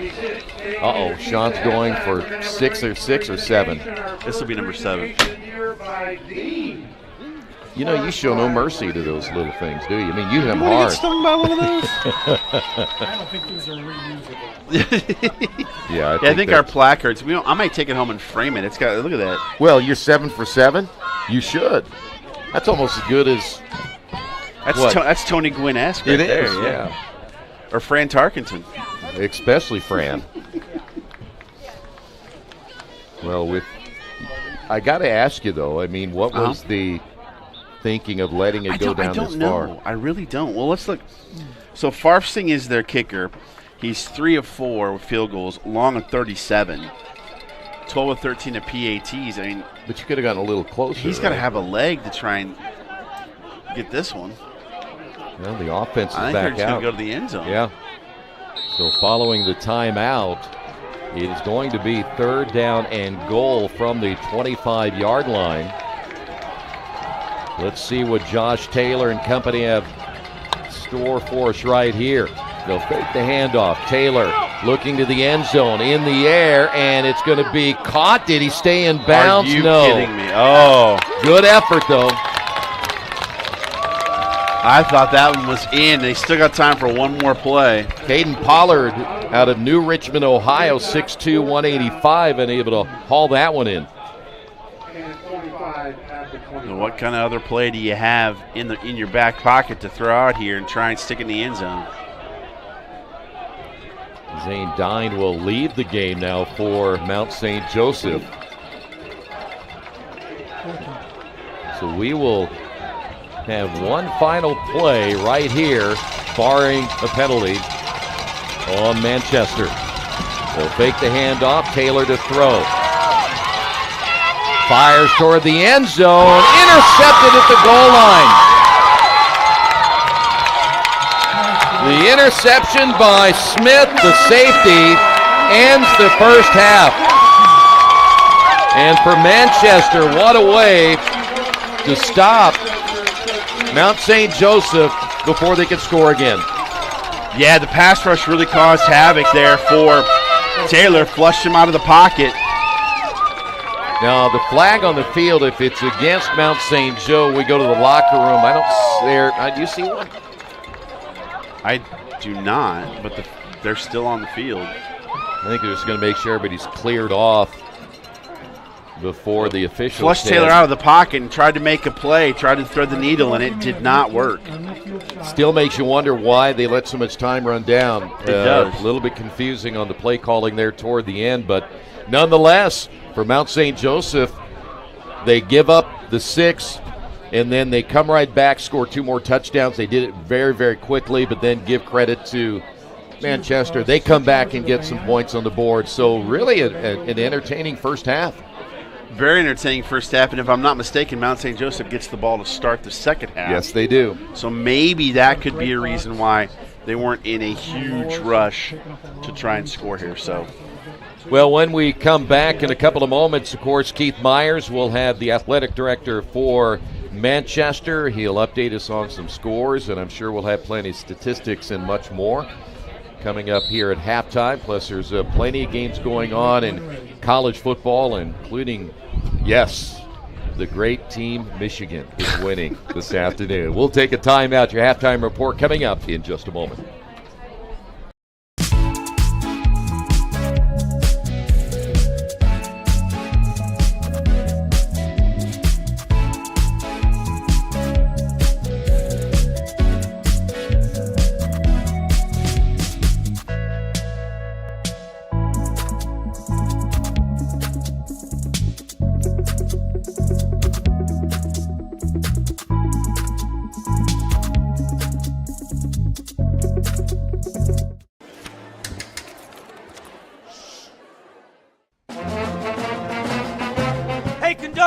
How about something new? You played this last year.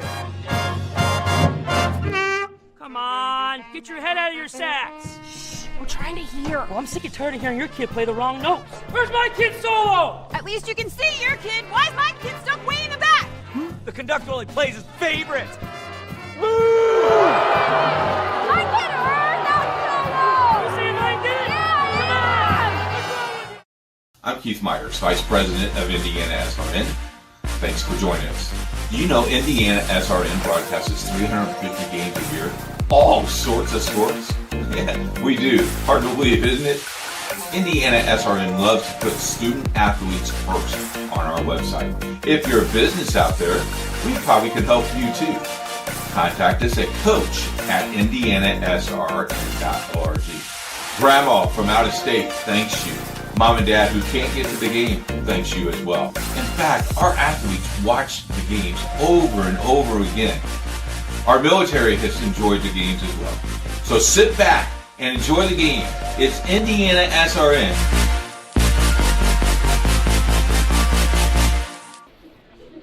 There you see the halftime score, 28-13, Mount St. Joseph over Manchester at halftime. It's homecoming here at Manchester. Other games going on in Manchester today, 2 soccer games. The men and women's soccer teams both in action today at 1 and 3. Men's at 3, women's just started at 1 o'clock. Volleyball game tonight at 6 o'clock here at Manchester, and enjoy the festivities. Lots of people on campus as we want to welcome the new recruits and the new students that's coming in next year. Athletic director and baseball coach will be joining us at halftime today. Also updated scores before we take that halftime break. Franklin and Bluffton. Franklin leads 17-7.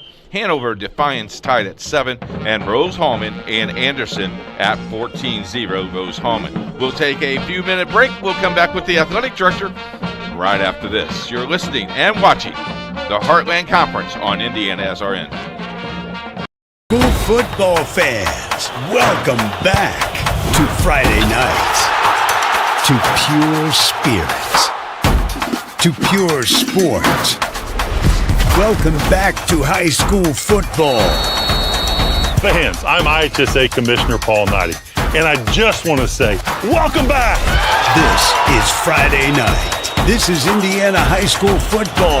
This is your IHSAA.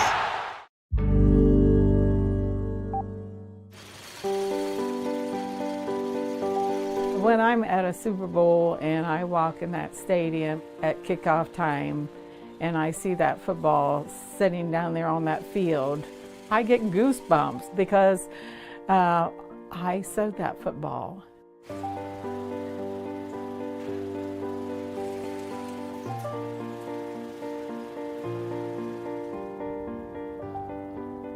I am Jane Helser. I recently retired. I started working at Wilson on April 13th, 1966. I was 19 years old. I put an application at Wilson. I got the job, never thinking that I'd be there for 48 years. I enjoyed what I did, so I just stayed.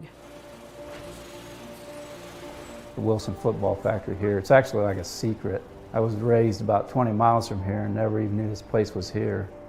We make NFL footballs year-round. We manufactured the ball for every Super Bowl. And every point scored in the NFL since 1941 has been scored with a Wilson football. Jane was the longest tenured employee when she retired. I would get up at about 3:30 in the morning to be on the job at 5 a.m. I had to oil up my machine every day. I could sew about 150 footballs a day. A football is made from a big piece of leather. It's cut out like a cookie cutter, and that panel is split down to a certain size. They're stamped with a logo, and then there's a lining that's put on it to hold the shape of the ball. When I get the football, it's in 4 panels. There's the top 2 panels. Those 2 are sewed together, leaving the opening. Then I sew the bottom 2 panels together. After the lace holes are punched and the seam are pounded down, then I sew the full section together. The rule of thumb is you don't make a good football sewer until you run a needle through your finger. One time the needle just slid up underneath the foot, stuck in my finger. They put an ice pack on it, took me to the doctor, he cut it out, and I went back to work the rest of the afternoon. I'm tough. The turner gets the nice job of turning it right side out. Then it goes to the lacer, he or she, puts a bladder in it and then laces it. After it goes to the lacer, it's molded. Then the ball is ready to be inspected. Sewing the football together is probably the most important quality as far as manufacturing. The ball has to have perfect seams, the ends have to line up perfectly, and therefore I think sewing is probably the most critical job in manufacturing the ball. We do not want to change the product in its total, because the most important thing is the integrity of football.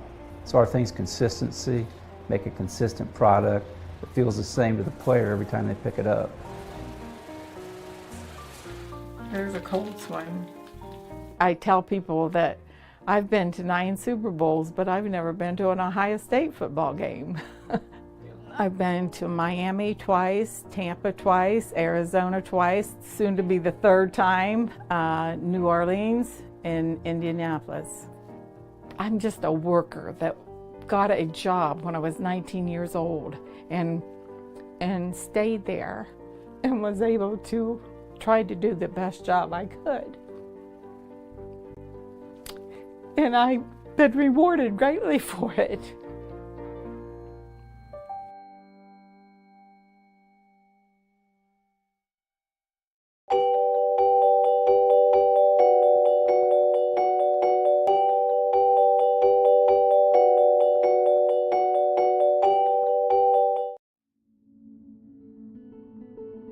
All I ever wanted was to feel loved.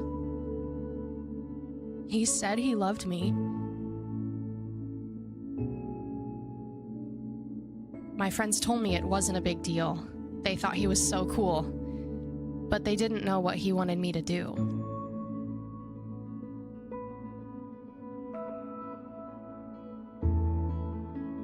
All I ever wanted was to feel loved.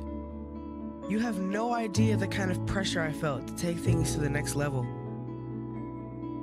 Things were moving so fast. I was basically the only person in the freshman class who hadn't done it yet. So we did.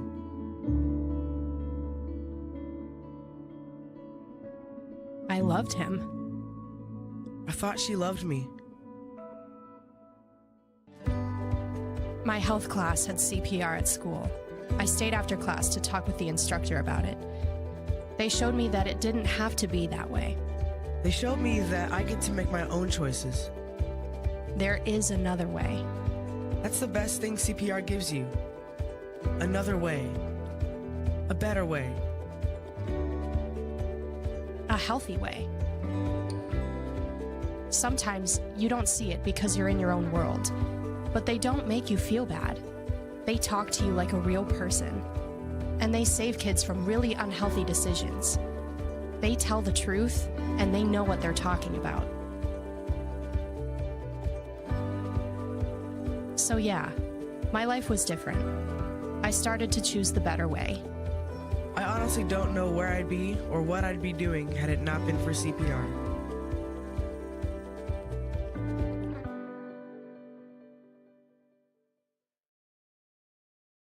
Becoming a licensed sports official is a great way to make a positive difference in the community and support the over 160,000 Indiana student athletes that participate across 21 IHSAA sports.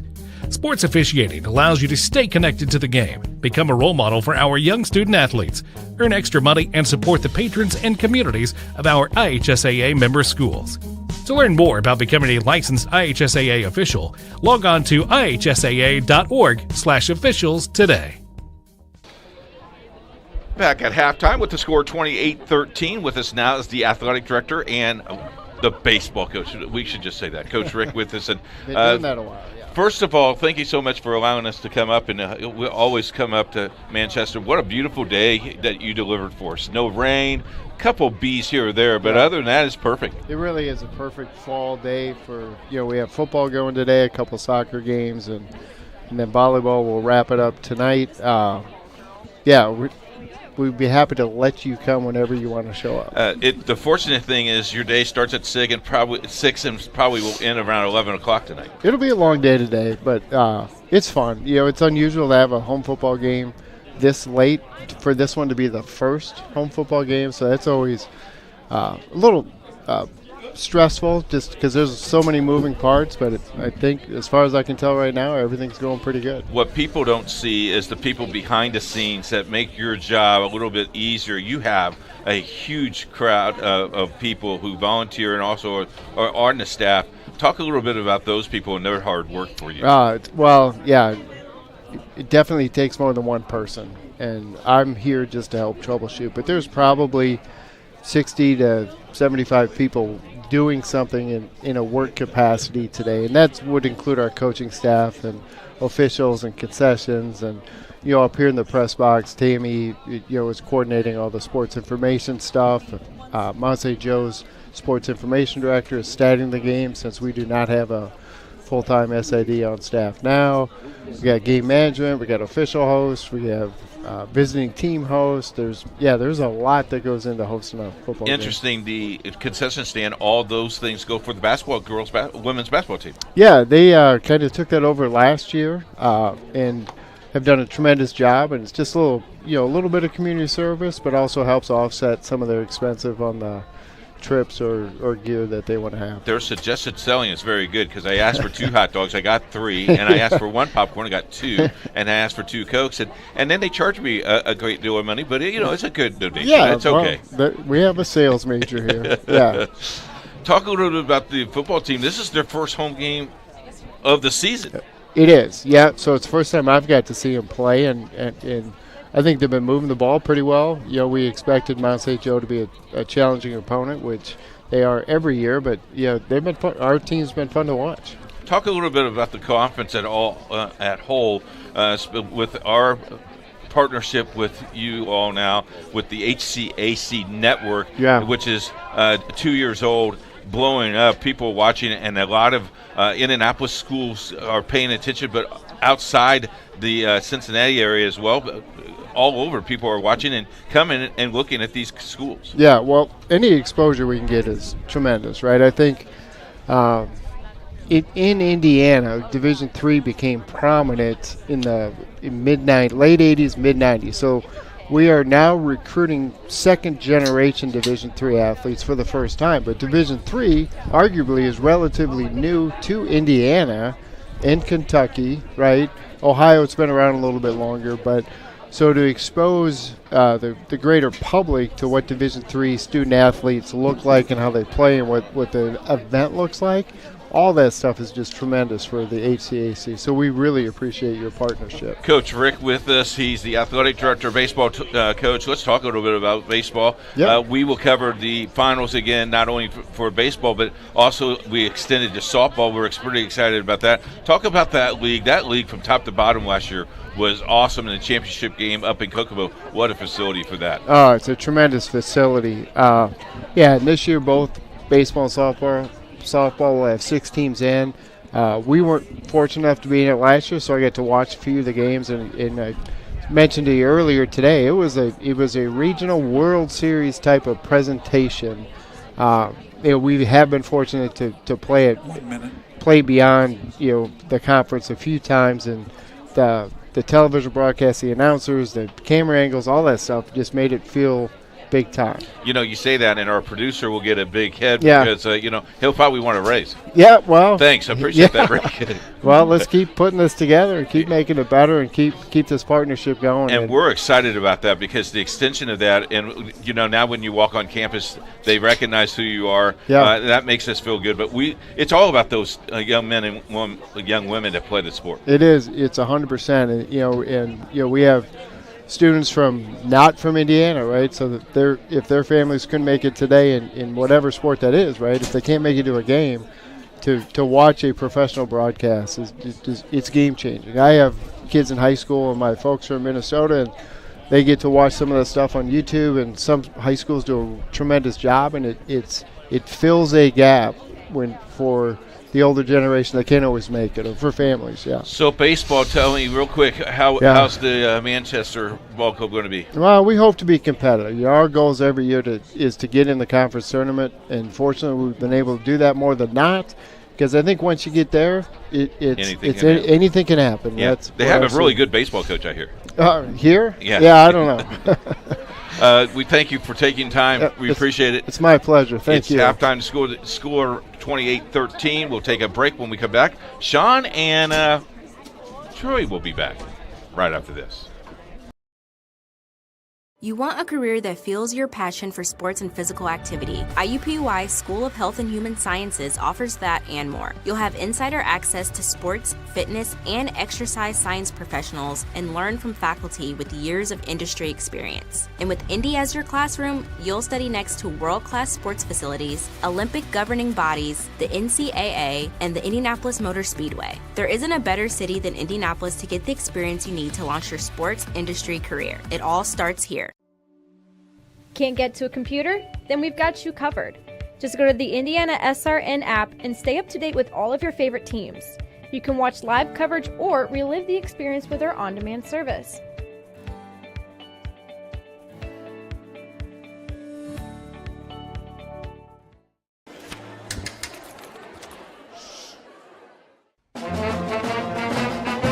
Hey, conductor, how about something new? You played this last year.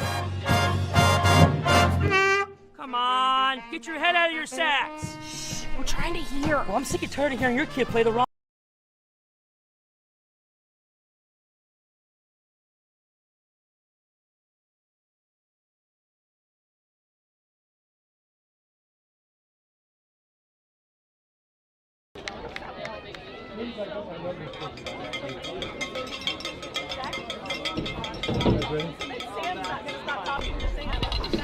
Back here once again at Manchester University. Great to have you with us on a beautiful afternoon, and we're just moments away from the second half kickoff. Kind of a wild first half. I want you to run down some of the numbers if you don't mind, and I'll tell you what, there's some really big performances in that first half. There are 315 yards for Mount St. Joseph on 29 plays, 177 for Manchester on 36 plays. Cornell Beecham Jr., 10 carries, 102 yards, 10.2 average. That's pretty good. Josh Taylor, 7 of 9 for 143 yards. Cornell Beecham has 57 yards receiving. Joey Newton has 31. On the other side, David Smith, 13 carries for 65 yards, a 5.0 average. Duriel Moss Jr. has 3 catches for 54 yards and a touchdown as well. I'm looking for time of possession. Manchester leads Mount St. Joseph in possession time, 17 minutes and 14 seconds to 12 minutes and 46 seconds. And one stat that stood out to me in researching this game, Troy, is the red zone efficiency of Manchester's defense. 13 times opponents have gotten into Manchester's red zone. 13 touchdowns have been scored. Yeah. And without that last possession, because they were in the red zone, the penalty and so forth, they finally got to stop. But if that team gets close, you've got to somehow stiffen up and keep them to a field goal. You know, the one stat that stuck out to me, and again, every coach and offensive coordinator has certain ways that they come in with a game plan. Here's what we're going to do, and we're not going to stray away from it until we find out that maybe we're going to have to. But when you have a player by Cornell Beecham Jr., would you want to see him carry the ball more? Because, I mean, other than a couple of carries, he's virtually unstoppable. He's only had 10 carries in the first half. I mean, you extrapolate that into the second half, that's 20 carries, which is a pretty good day. But when you're looking at if he gets 22 carries and gets 200 yards, keep feeding the beast. Yeah. You know, it's kind of that whole if it's not broke, don't fix it kind of mentality. But you also want to keep Manchester honest, not let him stack the box. That kid is something else. Well, now, if you're Manchester, you got to within 14-6, and then you allowed 2 quick scores, but then you come back and get another 7. Offensively, they like to run the football. We knew Smith was going to run it a lot, but now they're going to have to probably at some point start maybe throwing a little bit more. Do you want to go back to Smith? I think it all depends on what happens in this first possession for Mount St. Joseph, because they get the football to start the second half, and I'm still kind of baffled why they didn't try and get 2 for 1 and stick it in the end zone in that last possession, let so much time run off the clock and getting the ball back to in the second half. They really could have put this game away early, but Mount St. Joseph allowed them to stay in it and allowed Manchester to stay in it. So if Mount St. Joseph scores here, boy, you're really going to have to drop back and pass quite a bit. Well, as you mentioned, Mount St. Joseph will get the football to begin this third quarter. We'll keep you updated in the second half of the scores that are going on around the conference and other games that are going on. Big Ten action, of course. We know your Illinois Illini are beating the Wisconsin Badgers. I would never call you a Badger. By the way, it's Fighting Illini. Fighting Illini, sorry. Yeah. But now, a lot of people don't know. They were the Illinois Illini when they created Memorial Stadium in 1921. They named it Memorial Stadium and added Fighting to the Illini nickname in memory of those students they lost in World War I. Oh, very good. Well, we're ready to go here in the second half. Ball teed up at the 35. This will be a line drive kick, and it's going to go out of bounds on the near side. Flags will come in, and Mount St. Joseph will have the football at the 35-yard line. So good start position-wise. And Josh Taylor, you talk about his ability to scramble and get yardage. And then, of course, you have those weapons on the outside. And we haven't really talked about Cooper Jones, their tight end, who is a really good receiver. But Porter and Nunley and Newton have all played well. I mean, Josh Taylor's had 5 rushes for 35 yards. That's pretty good, too, and had that amazing razzle-dazzle touchdown called back, too. Yeah. So let's see what Mount St. Joseph has in store after failing to put points on the board right before halftime. Here the official making the call there after the ball was kicked out of bounds. Cornell Beecham Jr. in the backfield along with Josh Taylor. 2 receivers again to the near side. Really have this formation bunched up from the hash mark to the near sideline. Little swing pass out to Beecham Jr. 40, 45. Stiff arms the defender and drives him out of bounds on the far side. And a great catch and run again by Cornell Beecham Jr. Just a simple play. Just had him set up. Just go out to the left. A little dump pass from Taylor, but had blocking out there, got a little gap, and moving the chains, and you're already in Manchester territory. Markel Jackson, the sophomore out of Sarasota, Florida, found out what that stiff arm was all about right there. So we were talking to the SID of Mount St. Joseph at halftime, and apparently Cornell Beecham's wrestling career is just unbelievable. Well, if Keith has any way, he'll be in the WWE pretty soon. The quarterback will keep it himself and get a gain down to near the 41-yard line. We'll see where the spot is, actually down to the 39.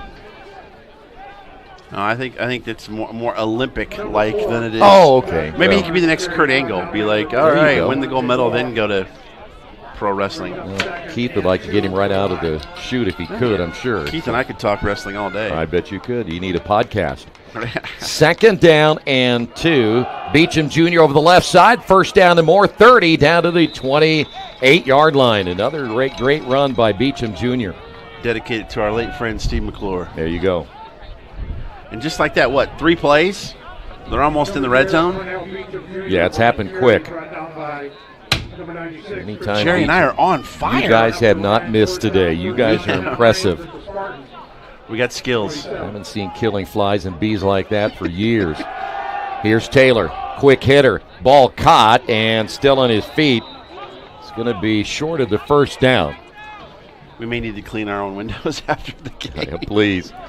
Austin Brock out of Gainesville, Georgia, making the catch. So it'll be 2nd down and 4. Yeah, this has moved quickly here for the Lions. What are you now, 9 for 9? It's unbelievable.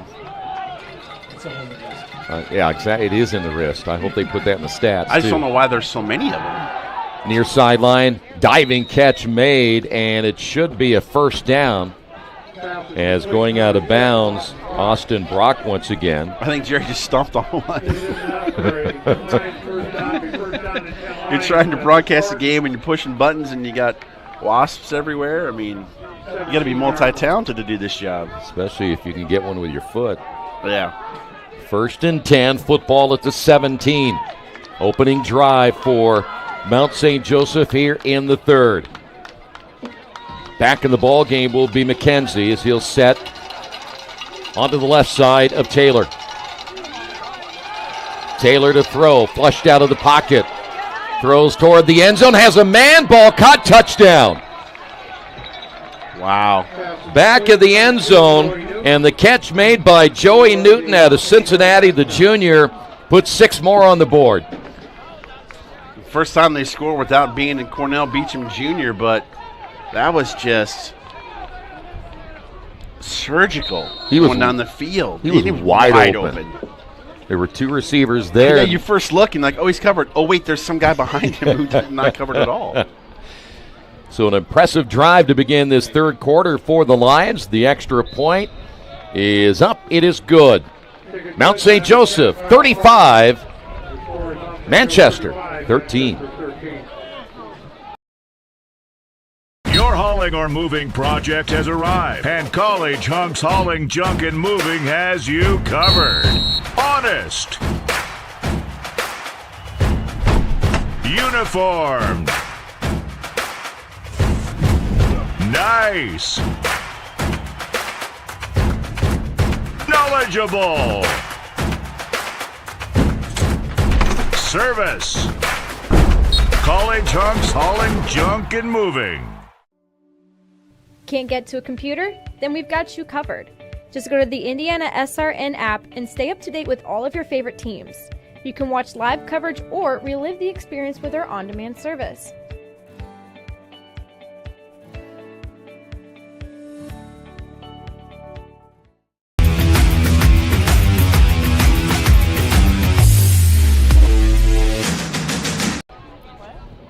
David Smith, the deep man there for the Spartans. They'll get the football for the first time here in the 3rd, but that was really an impressive drive. Yeah, drive summary brought to you by Serenity Home Care. 6 plays, 65 yards, 2 minutes and 52 seconds, 17-yard touchdown pass from Josh Taylor to and Joey Newton. There we go. That's who it is. By the way, Mount St. Joseph, their kicker, will let Ty Humphrey hold the football, getting a little bit windy here in North Manchester this afternoon. To a beautiful day. The kick with the wind, and Smith will have a return from the 6-yard line. Across the 15, the 20, and takes a hard hit on special teams and will be driven back. I think he got close to the 24-yard line. And 1st and 10 now for the Spartans. We'll take another look at the touchdown. And you'll see the trips on the left are what caused the confusion. And the pressure was great. He rolled out, though, where he wanted to go and just had both receivers there. You can see the DB there, like, where's my safety help? I need my safety help. Yeah, he was 20 yards away. But the offensive play calling for Mount St. Joseph is just fantastic. Drug that safety to the other side of the field and wide open. So James back in, first time to touch the football here in the third. We'll put the football at the 24-yard line. And the handoff will be to Smith up the middle, finds a nice hole, 30, maybe 31-yard line. Unfortunately, when you're down 35-13, you can't run Smith another 25 times.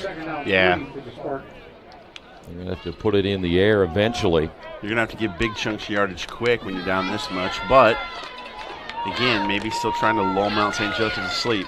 2nd down and 3. Smith avoids the loss there, spins to the outside, and unfortunately couldn't get back to the line of scrimmage. Great effort, again, by David Smith. Deshaun Starks on the tackle. And those DBs and linebackers are filling in those gaps. If Smith gets through that first wave. A lot of times you'll see those linebackers, when those defensive linemen do their job, that's why the linebackers get so many good plays. And they clog it up and let those guys run into gaps and make plays. So big 3rd down play here. Lob toward the sideline and behind his intended receiver. And Leisure goes down hard on the sideline. It was a little bit behind him. I'm waiting to see, do we have a flag or anything here? There was, they got tangled up, and Leisure got tangled up, and when he caught his bearings, the ball was right there and didn't have time to adjust and get the football. So they did have a flag. They called pass interference against Mount St. Joseph. I think that might have been Deshaun Starks who got the penalty. And that will give Manchester a first down. You'll take anything you can get at this point. Boy, no kidding. It was hard to kind of see from our vantage point what happened there on the sideline. We couldn't see the flag, but apparently the line judge threw it right there on the sideline, so we couldn't see it. Football at the 40 now. First down and 10 for the Spartans. James will put Moss in motion. Handoff will go to Smith, and he might get back to the line of scrimmage. Not much there again as they key on David Smith. And that's what the Lions are going to do. They're going to key on Smith and make Manchester get down the field and score in a different manner. Which is smart football if you think about it. Yeah. So it'll be 2nd down and 10. Smith will stay in. He's been the workhorse on this opening drive for Manchester here in the 3rd quarter. They'll fake the handoff, look to throw, and that's going to be knocked down. High to get that one. In fact, had both arms stretched out. That was Anthony Wright, the linebacker, and he probably felt he could have picked that one off right there. That's probably why he's a defensive player instead of an offensive player. But if he somehow snags that's 6 more for Mount St. Joseph. So now 3rd and 10. 4 receivers split evenly to each side. See what Eric James can do here. James over the middle and diving to make the catch. First down inside the 40-yard line. That is Joseph Powell out of Beach Park, Illinois. What a beautiful throw and catch by James and Powell. Look at this. Just absolutely in the bucket. And the dive. Oh, that was beautiful. Boy, he placed that in between 3 or 4 defenders. And it looked like Donalworth lost his balance a little, or he could have been right there to make the play, but still, just an absolute perfect throw by James. Smith will stand as the lone setback. He'll get the call, starts right, then goes left and gets swarmed under, and he may get to the line of scrimmage. They've really keyed on David Smith. I think their helmets may be stuck together. I believe you're right. You don't see that happen very often. Noah Hammond, 97 from Mount St. Joseph. Let's go down to Keith Myers. Do you guys have a screwdriver? Oh, no, they got it taken care of.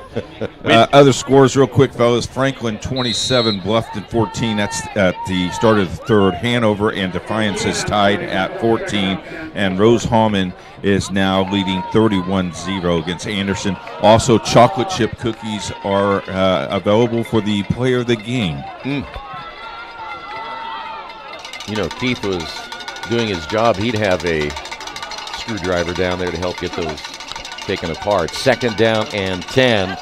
Handoff, and it'll be Smith, and he's going nowhere but out of bounds. They are really making sure that Smith is going to hurt him. Those defensive meetings at halftime for adjustments is, number one, we got to key on number one. Yeah. Now, James and Powell made a great play on third down to move the sticks, but you got to figure that out. By the way, our ride home is going to be pleasant because we think Purdue is up on Minnesota 20-10. As long as we don't look too Wow. Yeah. That's fantastic. Those Ohio jokes are never going to end. You're never going to live that down, are you? You make a wrong turn. I keep trying to tell them it was Apple Maps that made the mistake, not me. I agree with you. Smith, the lone setback, trips to the right. James to throw. In the air, down the middle of the field, and up for grabs, picked off. Left that one a little bit too high, and there will be a return now for Mount St. Joseph. And that's going to be Dreiling. Who made that interception? Number one. So Austin it was Price. Austin Price, not Dreiling 21, but number one. And, boy, I tell you what, that one hurts right there. You had a really decent drive. You tried to get Smith on track. You had that great catch by Joseph Powell, and then you turn it over. Just airmailed it a little bit. So the Lions will get the football back here in the third. Cornell Beecham in the backfield. They'll look to throw. Taylor. A little swing pass to the outside. Ball will be caught. Not much there, though. That's going to be number 24, Gary Powell III, the tight end, 6'2", 230 out of Hammersville, Ohio. Western Brown High School. Call it second down and about 6 now. Two receivers to the near side. Hash mark left. There he is again. Cornell Beecham over the outside. Breaks some tackles and gets a first down and more. And this young man, Cornell Beecham Jr., might be the best running back we've seen in a while. Yeah. Then we talked about maybe Josh Taylor being the best player in the league. I got a feeling it could be Cornell Beecham Jr. instead. Well, if you can wrestle, catch passes, you can also run the football. I imagine if you wanted him to play quarterback, he might be able to do that too. He might be able to. He will drive the bus, I hear. He might wrestle you, though, for the chance to do that. I'll give him the keys. I was going to say, I'm not. I don't want to deal with that. He would tie you up in knots. First down and 10. Taylor to throw. Ball caught near side. 40, 35, 30 up the right sideline. And finally driven out of bounds on the catch. There's Austin Brock once again, the fifth-year player there for Mount St. Joseph. Just wide open on the side of the field. You know, that left a mark right where I might be calling a play. Sorry. Sorry. And you're going to pick it up, really? Oh, no, throw it out on the stage to the fans. What are you doing? We got some movement up front.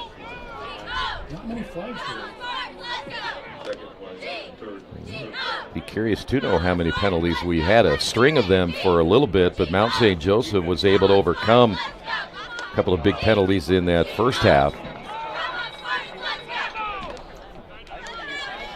You know, I see O'Neill warming up on the sidelines. They may go to him on this next drive for Manchester.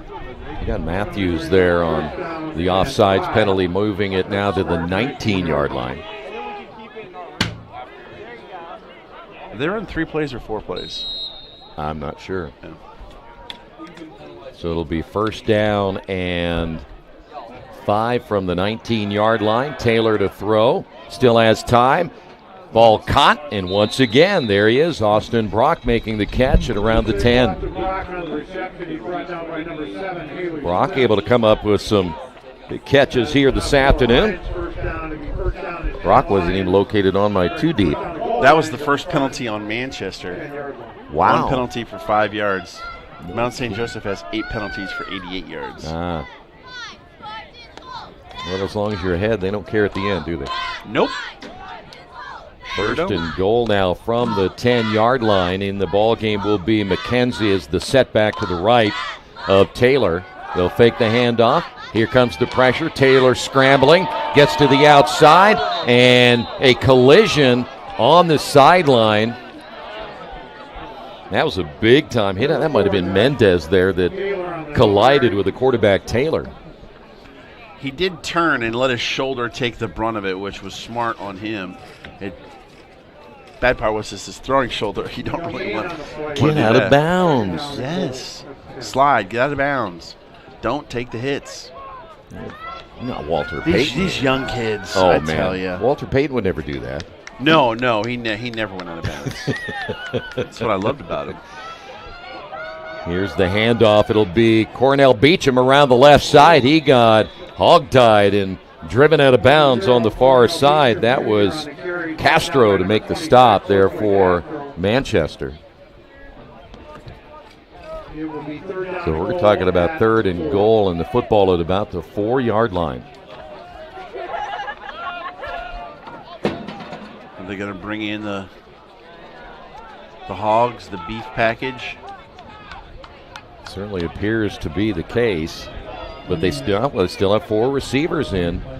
Will it be Cornell Beecham Jr.? Can he get another touchdown here this afternoon? He will not on this one, at least on the running play. Rolling will be Taylor. Throws to the end zone. Somehow got it in there for the score. And 6 more on the board. And for Mount St. Joe, looked like that was Caden Pollard out of New Richmond, Ohio, getting the score. And it's 41-13. That's a heck of a pass there by Josh Taylor. Yeah, threaded the needle on that one. Farsing in to attempt the extra point. So 2 possessions and 2 scores for Mount St. Joseph here in the 3rd quarter. It was a low snap, but the kick is up. It is good. It's the Lions 42, Manchester 13.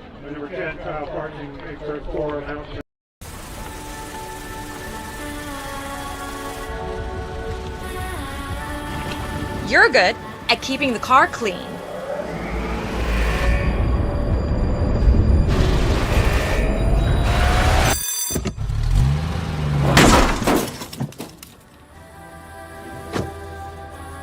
We're good at your insurance. Start with Indiana Farm Bureau Insurance, online, over the phone, or in person, and stop knocking on wood. So I stopped in at Chick-fil-A for lunch and saw Officer Wilson come in. I decided to place a dine-in mobile order and have a cookie delivered to him just to show appreciation for his service for our community. A few minutes later, I noticed that Officer Wilson had gotten up and left, and I knew he hadn't gotten his cookie yet. I'm headed to my car. I turn around and I see Allie, and she's running after me. Mr. Police Officer, Mr. Police Officer. Usually when someone yells officer, officer, they want to ask me about a ticket they got. I absolutely wanted the cookie. This cookie is delicious. By the way, we have an unsportsmanlike conduct penalty. Unnecessary roughness, number 99. Okay. That penalty enforced on the So we have an unnecessary roughness. Let's go back down to Keith Myers. Well, after the 3rd attempt, he got it right. Unsportsmanlike roughness. I thought he was going to just call delay a game because, that those things happen. By the way, at the end of the game, the cookies will be brought to you by the world famous Mrs. Myers for the player of the game. You're having to guard them. Yeah, I tell you what, it's our 2nd year. When it came to the press box, there's someone we will not name grabbed a couple of those very quickly, and it wasn't Jerry. I think it was our hostess, but I'm not going to tell on her at all. She said she only grabbed one, though. You said a couple. There was more than, well, her and Jerry sneaked. That's okay. She deserved it for all the work she did. Yes. By the way, that penalty was called on Derek Doss, the junior defensive lineman out of Indianapolis. Howe. He got the unsportsmanlike penalty because of it. Well, those guys from Howe. Oh, what are you going to do, right? No, Keith went to Howe. I know. Hey, Tam's Sweet and Savory drive summary, 7 plays, 80 yards, 3 minutes and 42 seconds. 4-yard touchdown pass for the Lions. Take a look Here's at the that touchdown. touchdown. Ball, first down and 10. 25-yard line. Well, he threads the needle here, He too. does. I thought he was throwing it to Beecham, but just nice pass right there. This offense is lethal. Yeah, they're number 1 in the conference for a reason, that's for sure. They are. By the way, did Michigan win? Yes. What was the score? 27-14. Oh, that's it? Well, we let him have a touchdown late. Illinois won at Wisconsin 34-10. So 2 big road wins for your team and my team. We're looking for a third for Keith if Purdue can hang on against undefeated Minnesota. That actually would be the best win. Here's James. He'll swing pass to the outside. It'll be David Smith at the 40, 45, 50, and finally drugged down from behind, but a great play. And do we have a penalty? I'm waiting to see. I thought there was. Yep, there it is. The wide receiver on the far side both held and blocked in the back on that one. And I bet it happened after Smith got by him, didn't it? Or did it happen during? It was out on the play as Smith was going out and the pass was caught. He almost makes a tackle. If we have a replay, I don't know if we do have a replay, but you'll be able to see it. Yeah, how many times does that happen? The play gets by, then you do it. Yeah. Offense. Yep, there's holding. 10 yards. Wide receiver. By the way, David Smith a little banged up as well when he was dragged down from behind, so he is coming out of the ball game. Oh, that's not good. Yeah, he is so important to this offense. So the ball all the way back to the 25-yard line. It'll be 1st and 10 once again. So without David Smith, and they'll bring him to the trainer's table as well. By the way, in case you're curious, my thumb is okay so far. Well, we need to talk about that, too, because that was why he's not a high percentage of this. Major injury. Ball's going to be thrown and then tapped down at the line of scrimmage. By the way, just to let you know, we were out throwing the football, and you made a spectacular catch, but the ball was thrown so hard by the great quarterback that was throwing it that you hurt your thumb on the writing hand. I did, yeah. It was too much of a fastball. I tried to get you to go see the trainer, but you wouldn't do it because that's the kind of player you are. I am, yes. Fellas. Old school. Fellas, I'm sorry, but the trainer is billing Sean because you might not know this, Troy, but Sean did sneak over there and ask for ice. Not true. It was for my drink. Trips to the left, man in motion to the right, swing pass to the near side. That's going to be Jalen Love in the ball game. He'll get out to the 30. It's going to be shy of a first down, and there's another flag down. Things are getting chippy again. Yeah. It's not good. A sense of frustration. We saw that against Manchester a little bit ago when they got the penalty after the extra point. You know, as frustrated as you can be, you've got to be able to control your emotions. Personal foul. Unnecessary roughness. Offense. Number 11. 15 yards from the end of the run. Remains 2nd down. Justin Obigon ended up getting the penalty there, and he comes out of the ball game. He's been kind of really a key today. He's had some receptions, and then, of course, without David Smith, who it looks like they're looking at his left ankle and getting an extra wrap, so we'll see if Smith will be back in or not. You get pulled down from behind, you can get twisted, somebody can pull you down, and the defender can land on it, and that's never a pleasant time. 3rd down and long. They'll have to get to the 35 for the first down. Still got people coming in and out. Boy, yeah, personnel changes both ways. Empty backfield, nope, one in the backfield. And now they'll look to throw. Here is James. Another flag. Over the middle and cannot hit his receiver. Threw it behind Leisure. We have another flag down back at the 5. That flag usually indicates one thing, too. Holding? Yeah. But you know, back to the issue. I play injured. I don't go know you into do. reserve. Well, that's why I thought it was gutsy that you walked all the way up here, too. I did. Yeah. I didn't use the handle either because, the thumb grab, and so I made it. Well, you were smart enough to go to the right side, so you'd have to, if you had to, it'd be the left hand. Exactly. That's what made you an All-American back in high school. Work smarter, not harder. You got that right. Well, another costly penalty, and then the drop pass, and things are falling apart a little bit right here for Manchester. They declined the penalty, so it's 4th down.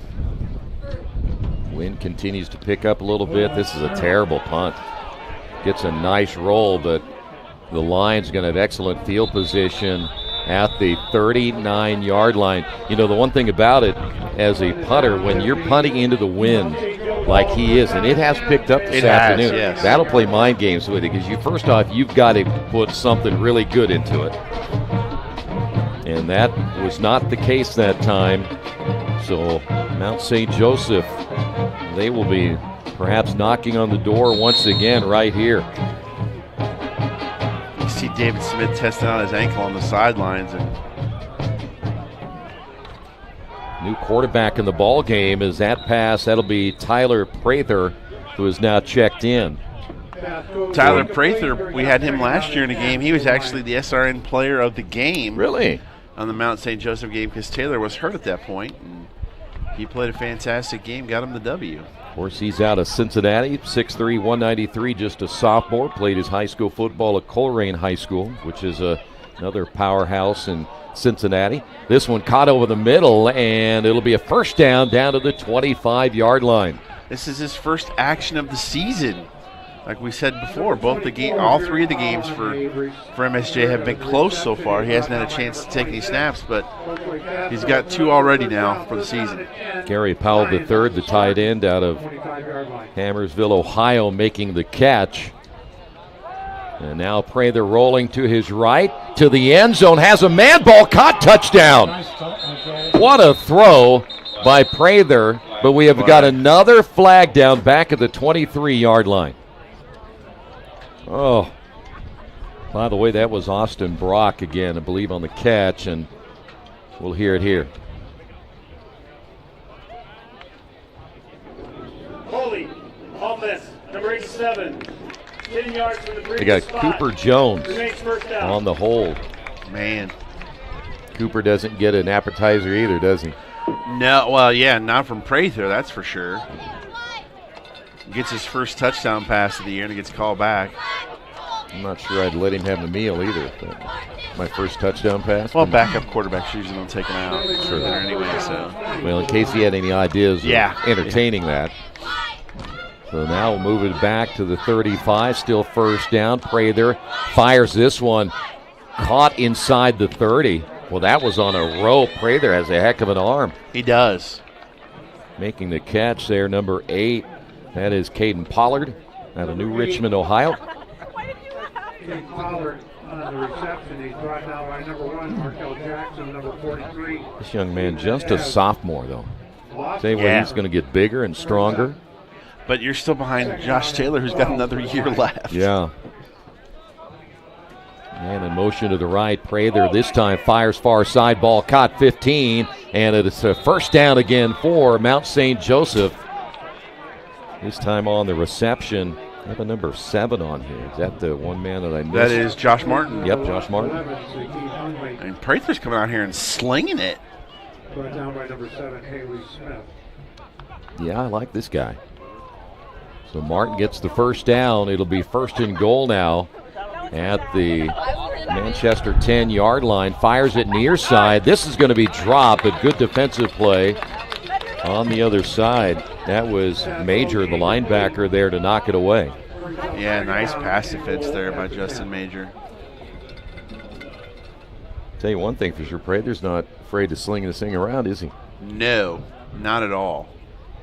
Yeah, that's a heck of a throw to this side. And you're winning by 29 points, but Prather needs to get some reps in. So McKenzie on the carry, and he'll get a couple of there before he's forced back. Might even just say 1 yard. Looked like Collins, the linebacker, one of those there to help make the stop. Time winding down here in the third quarter.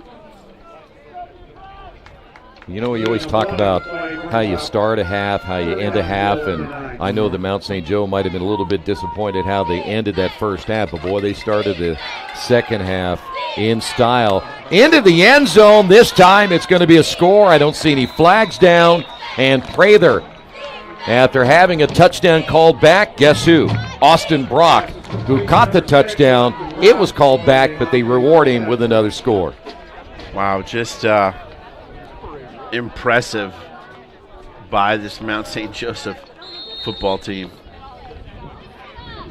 Well, they do lead the conference in scoring and total offense, and now they're going to be on the verge of putting 49 on the board, a high snap, and the kick is through the uprights. Mount St. Joseph 49 in Manchester 13. Myers, Vice President of IndianaSRN. Thanks for joining us. Do you know IndianaSRN broadcasts 350 games a year? All sorts of sports? Yeah, we do. Hard to believe, isn't it? IndianaSRN loves to put student athletes first on our website. If you're a business out there, we probably could help you too. Contact us at coach@indianasrn.org. Grandma from out of state thanks you. Mom and Dad who can't get to the game thanks you as well. In fact, our athletes watch the games over and over again. Our military has enjoyed the games as well. So sit back and enjoy the game. It's IndianaSRN.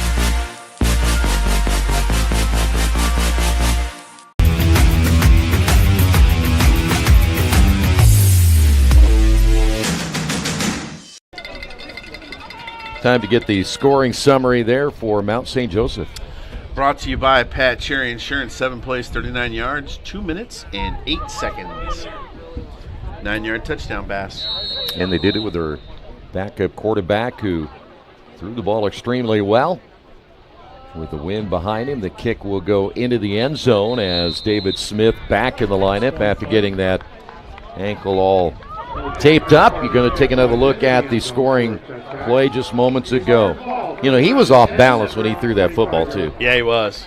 He's got a hose, that's for sure. And stay tuned after the game. The IndianaSRN player of the game gets the infamous cookies from Miss Debbie Myers. Yeah, minus a couple. I think we have. I think we may all be in agreement who that may be today, because you get a vote. I don't know if you know that. Yeah, I hope I do. We'll have a new quarterback here for Manchester as well. I do believe, or is it still going to be? No, it's O'Neill. It's O'Neill. So, or O'Brien, you mean? O'Brien, sorry. Yeah, O'Brien in the ball game. So Trevor O'Brien out of Vero Beach this year, 32 of 55, 322 yards, 2 touchdowns, and an interception. And their head coach said they would, might see him today. Just got to get him some reps and get him back into the flow of things after the injury. Ball tipped at the line of scrimmage as it falls incomplete, and David O'Brien took a shot that time. Yeah, if he hadn't played in a while, now he knows what it's like to get hit in the game again. He's got the cobwebs out and ready to roll. Yeah, that was Jacob Ferguson, a freshman linebacker. You know, that's one thing I noticed about this Mount St. Joseph team is defensively, like looking at their starting lineup, two seniors in the defensive starting lineup. Yeah. So it'll be 3rd down and 8. O'Brien over the middle, gets his man as Leisure makes the catch for the first down into Mount St. Joseph territory. That was a pretty pass. I'm sure O'Brien feels awesome after that, having been injured the last couple of games. After 3, it is Mount St. Joseph 49, Manchester 13. Every person has a story waiting to be told. Mr. Jack comes in every Monday. Yeah, that's right. One day I noticed his hat said he was a Korean War veteran. I asked him if he'd ever been to the Korean War Memorial. No, I never had a chance to go. That was the day I knew we had to do whatever it took to get him there. Manny made it happen. I got to go to Washington, D.C. to all the memorials. The World War II Memorial, Naval Memorial, Korean War Memorial. Took all kind of pictures and everything, and it was a good trip, too. I'm glad that I could be a part of Mr. Jack's story.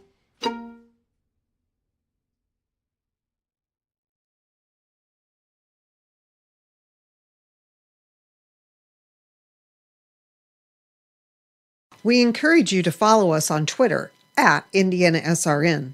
Find upcoming games, video highlights, and much more. Follow us now at IndianaSRN. 15 more minutes of football as Mount St. Joseph with the lead here as we're ready for period number 4.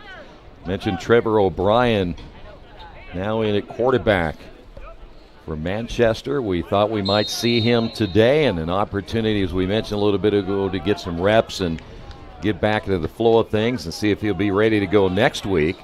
They'll run the football over the left side. That Cameron Hovey out of Sheridan High School, and he almost fumbled that ball. He did, and hey, the black and gold in the Big Ten turned out well for him. They beat undefeated Minnesota 20-10. Wow. Yeah, so most of the crew is satisfied with their teams today. It's just left up to Indiana.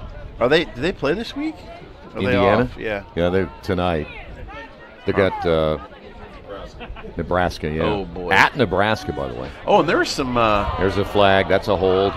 And you know what? That's O'Brien smart. He saw the flag and just get rid of it. There's some chippiness. The Nebraska coach was the former assistant coach, right? They're talking smack about Tom Allen. This could be interesting. What kind of clown would run out with his team in the beginning of the game, right? Oh, gee, I don't know. Pretty much every coach. Offense, number 74. 10-yard penalty So from the the previous spot. Remains second down. Holding penalty, second down. Unless you're Dabo Sweeney, then you run out before your team. Yeah, I think some of that, do you really care that much? You're just trying to get your team fired up and make the other team more upset. Nebraska needs all the help they can get. They do. Yeah, I heard that comment after they fired Frost, and they just need to keep playing good football. And you said, when are they going to start? Yeah. O'Brien to throw. Ball caught at the 50 and then driven back. Still some hard hitting going on here, but a gain of a couple on the pass play. Abigam there to make the reception. I don't think Nebraska's played good football in years. Everybody, it's interesting in any situation. This is one of the things I love about D3 football is a lot of these programs, they're giving these coaches time to build programs. Yeah. In Division I, they don't do that because everybody complained about Bo Pelini in Nebraska, but he went to a bowl game every year. Yeah. He just couldn't beat Oklahoma back then when they played each other. Now they'd love to have him back because they've struggled so much since they fired him. O'Brien puts this one in the air. Over the shoulder attempt by Duriel Moss Jr., and he can't come up with it, but a heck of a throw by O'Brien. That was so close to his face as he got up there and the angle of the pass. And it looks like they're going to punt here. Let's go to Keith Myers. Got some updated scores in the fourth quarter. Franklin bluffed, and Franklin just scored to make it 27-21. Hanover Defiance. Hanover leads 24-13. Rose Holman and Anderson with 14 minutes left in the game, 38-0. Rose Holman. Back up to you guys. And they're going to hike it to one of the upbacks to try to get the first down, but boy, that didn't work very well at all. They only got to the 47, so Mount St. Joseph will take over the football with excellent field position right there. You know, that's a tough call because you had a long way to go. You had 14 yards to get a first down. Yeah. That is a long ask right there. So Tyler Prather, who got the touchdown moments ago, back in. So they'll take over first and 10. Looks like Ari Turner is in out of Cincinnati Princeton High School as the running back. They'll fake the handoff. Prather will throw. Ball caught near the marker. So it's going to be right there for another first down. They're not holding back with Prather. They're just letting him go out. Yeah, Pollard on the reception. Throw it all over the field. Yeah. Pollard looks like he's a little dinged up. Yeah, holding that left knee. He might have gone down right on that marker on the sideline. Of course, those guys over there, they are always taught to just drop it and move. And they might have broken the chain. Uh-oh. I think they did. Broke the chain marker. Okay, how was the game delayed? Lightning, thunder, wind? What? No, the chain got broke. Oh, that's right. He was going to pass it. That's right. I thought he was. You know what they ought to be able to do one of these days is instead of having the chain gang down there, you could find a way to program it down there where you don't have any bodies and they don't have to worry about getting broken. With lasers and things like lasers, that? Yeah, laser measurement, sure. Be something you could come up with. And you could have the line going across the field like we have on TV. Exactly. So you know exactly where you're at. Handoff around the right side. That'll be Turner. I'd like to see that on IndianaSRN. I think Jerry ought to come up with that, give us the first down line, and give him a little bit more to do. I mean, he's busy swatting flies and stuff. You'd have time to do that, right? I'm not going there. He signs my paycheck. I'm good. I cheered this time, Zach. I can tell you what, listen much either. Football at the 43-yard line. Well, that's just a fly, Jerry. That's okay. Yeah, don't worry about that one. As they'll show blitz, and the pass will fall incomplete. Well, I'll tell you what, Prather had pressure coming at him, and it came quickly. Yes, it came very quickly. Brady Weesey. I apologize, Mom. From Kokomo. You know, I'm a little surprised, like you said, they're throwing the football instead of just running and try to get this thing over with. You know? But they want to see if Prather can get some reps in and hand off. This time Turner. First down and more down to the 30. Great run by Turner. Great balance. By the way, what do you think he weighs without looking? I'm going to go, what's his height? 5'8". 140. You are the man. Is that what it was? You are the man. Yeah. Hey, if anybody knows weight, it's me. So first down on the carry by Turner. He will remain in with two receivers and those two to the short side of the field, and a quick throw, and the ball caught at the 20. And that's going to be another first down, I do believe. That'll be Zane Dine. He is out of Marion, Ohio. Take another look at it. First down and 10 Lions at the Spartan 19-yard line. Just the quick crosser. I am really impressed with Prather. Yeah, and he can't get any playing time because Josh Taylor's in front of him. Unless it's... Yeah, Prather to the end zone. A little bit too much that time for Dine.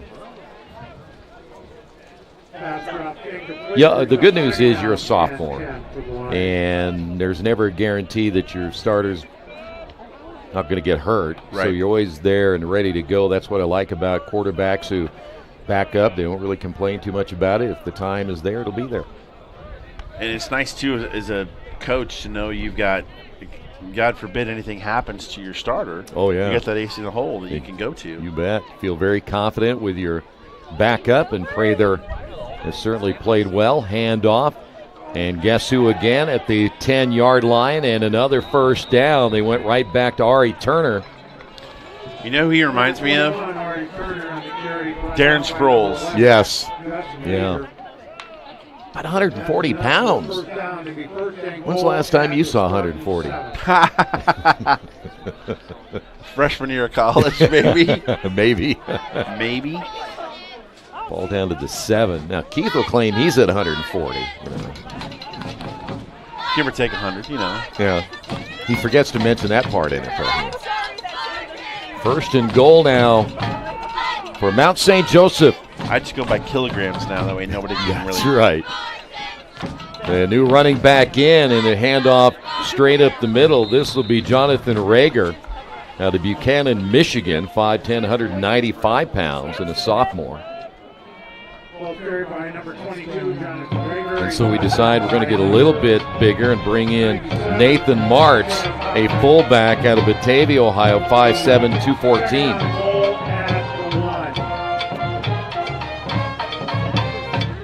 Looks like they may give another opportunity. Yeah, for Turner. For Turner to score. Yep, Turner gets it, tries to juke his way left and then right and gets stacked up, and they'll hold him up there before he can get to the end zone. From Cincinnati, Ohio, Princeton High School. Are we doing a game at Mount St. Joseph so we can go to the, what's it again, the place down there to eat? The Burger Bistro, I believe we are. Okay. Or am I off that weekend? Natty Melt. The Natty Melt. Oh, yeah. Knowing Keith, he'll probably send me back to Defiance. And they'll fake the handoff, looking to throw now as Prather does so, finds his man, but I think he got in, yes. Stretching out across the goal line and the scores. Mount St. Joseph will put another 6 on the board as Cooper Jones, the 6'1 sophomore, in there to get the score, and another 6 now, 55-13. Touchdown. After the play, sideline warning. Offense. So you hear the sideline warning against Mount St. Joseph.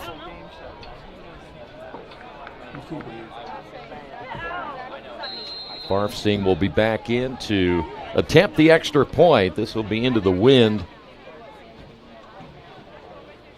Good snap. The kick is on the way, and it is perfect. And Mount St. Joseph, was it no good? Oh, he did miss it. So 55-13.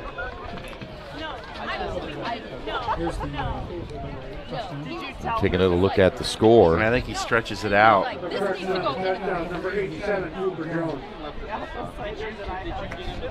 where he wanted to go, but he had to avoid the pressure and let Jones get out. You know, some are going to say maybe he went down to the 1 yard line before he stretched out, but nonetheless. And I love how one of the first guys there to celebrate is Josh Taylor with Tyler Prather. Exactly. That's awesome. Let's go back to Keith Myers. Don't forget this week we have volleyball for you. Don't forget this week we got volleyball for you. We have Hanover versus Earlham. That's volleyball on Wednesday night. Game time is at 7 o'clock. Troy and I will be there. And next Saturday, we will be at Franklin as Anderson takes on Franklin. That's a 1:30 start. Back up to you guys. You know, you haven't told me where we're eating in Richmond on Wednesday. You're the guy with Richmond. You know where Richmond's at. So you can see next week, right there, we'll be in Franklin. Scoring summary. Brought to you by Indiana Mulch and Stone. 10 plays, 53 yards, 3 minutes and 54 seconds. 1 yard touchdown pass. This ball kicked along the ground, and they'll just jump on it at the 27-yard line.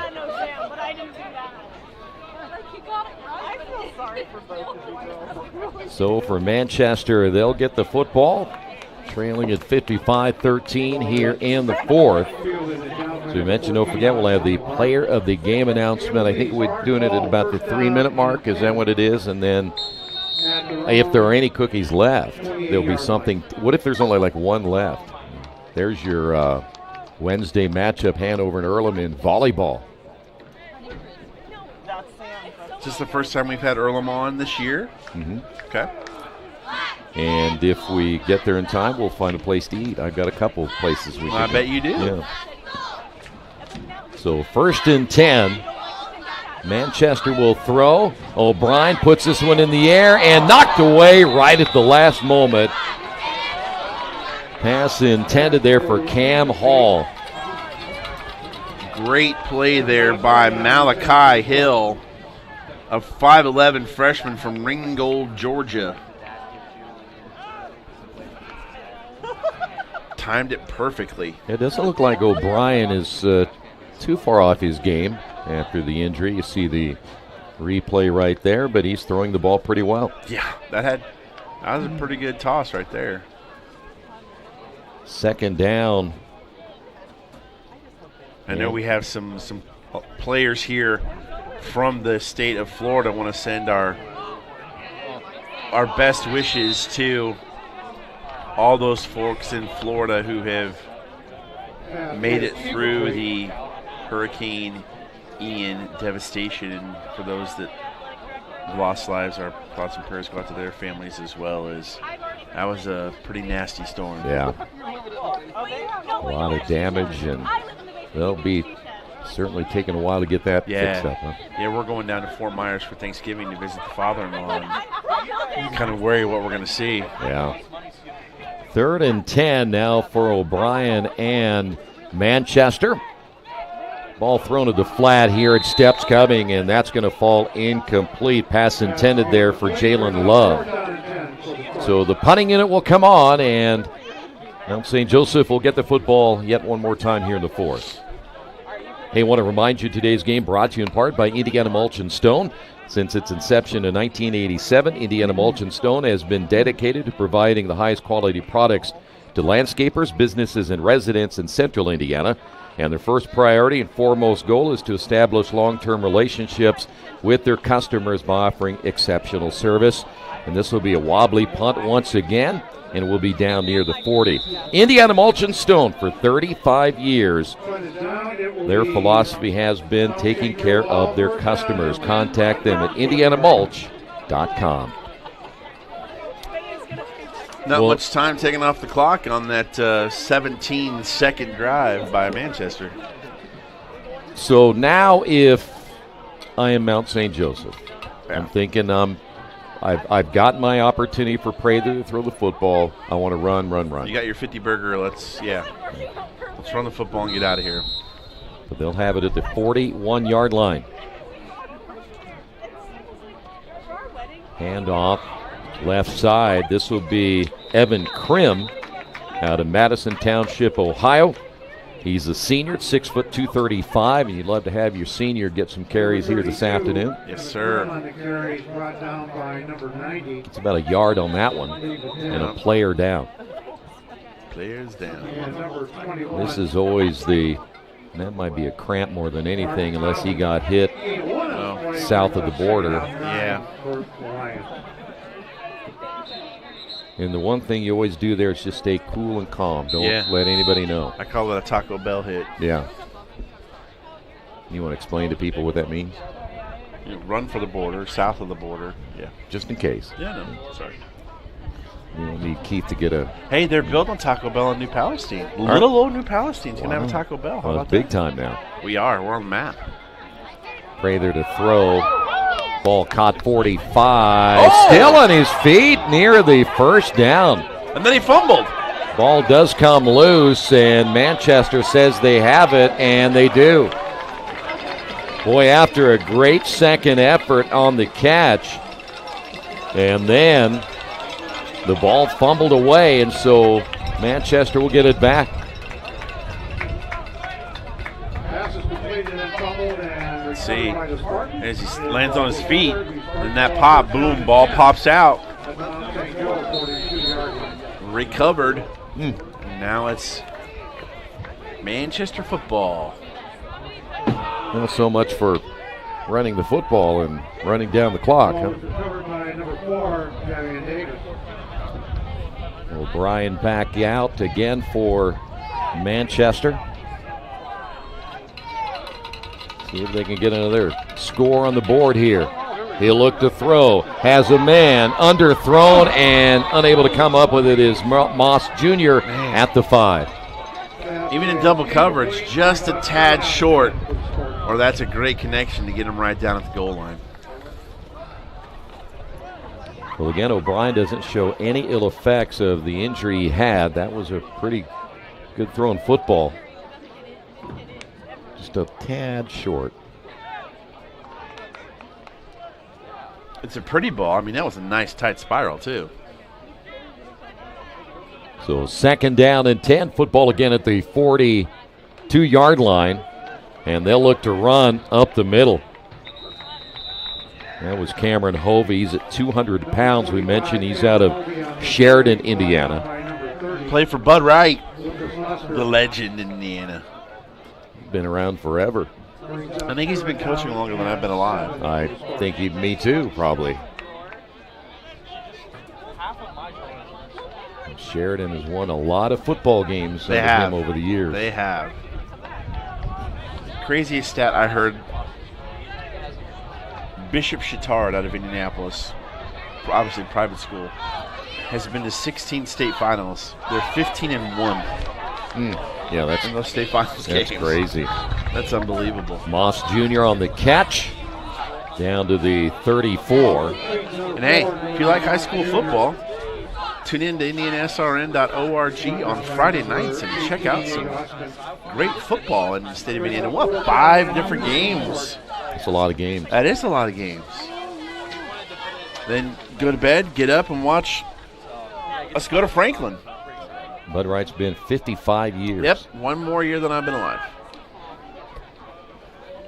Under the 7-minute mark as the handoff up the middle, and not much there for Hovey. But they got the first down. Got just enough. He is brought down by number 37 for Indiana for second. Yeah, I like that. I mentioned to you before that Manchester has a band here, and you don't see that in many schools at the Division III level. And they're totally supporting the band, which is really cool. They've been playing, first downs and scores and things like that. It's pretty cool. Football at the 32. O'Brien steps back near sideline. Ball caught out of bounds. That'll be Peyton Fry, the tight end out of Southport. I'll tell you what, I've been impressed with O'Brien, how he's thrown the ball, considering they said he had a shoulder injury. Yeah. Yeah, he's slinging it around pretty good.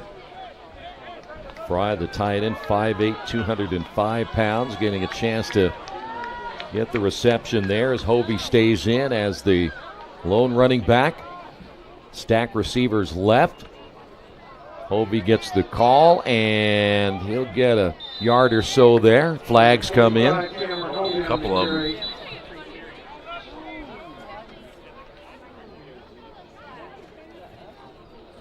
Now we wait and sort it out. We wait. Now we wait.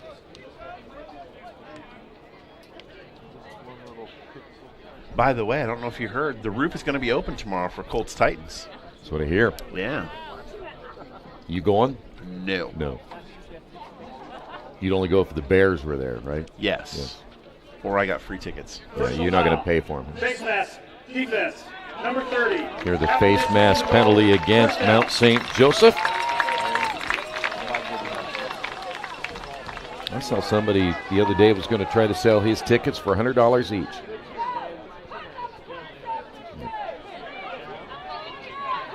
I'm always wondering if somebody could let me in the back door and I could go in for free. Can you, like the old movies, you remember, did you ever do that?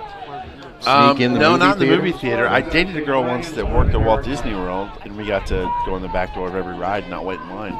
That was wonderful. Yeah, I bet it was. O'Brien to throw to the end zone, and it's tipped. Did he stay in? Yes. Touchdown, Manchester. That is Daryl Moss Jr. A little retribution for that one drop he had a little while ago, but makes up for it. Well, we've seen a couple of catches like that here this afternoon, and it's been Manchester receivers able to do it. So the extra point here for the Spartans is up, and now we wait, and it is good. Mount St. Joseph 55, Manchester 20.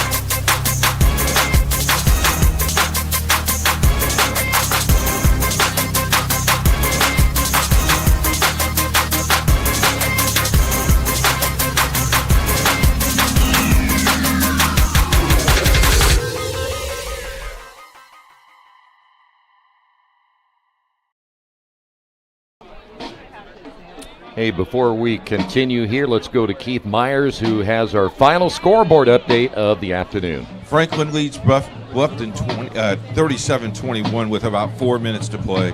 Hanover leads Defiance 30-14 with 9 minutes to play. And Rose-Hulman 45, Anderson 7. We will see Anderson next week. There's 6 minutes to play.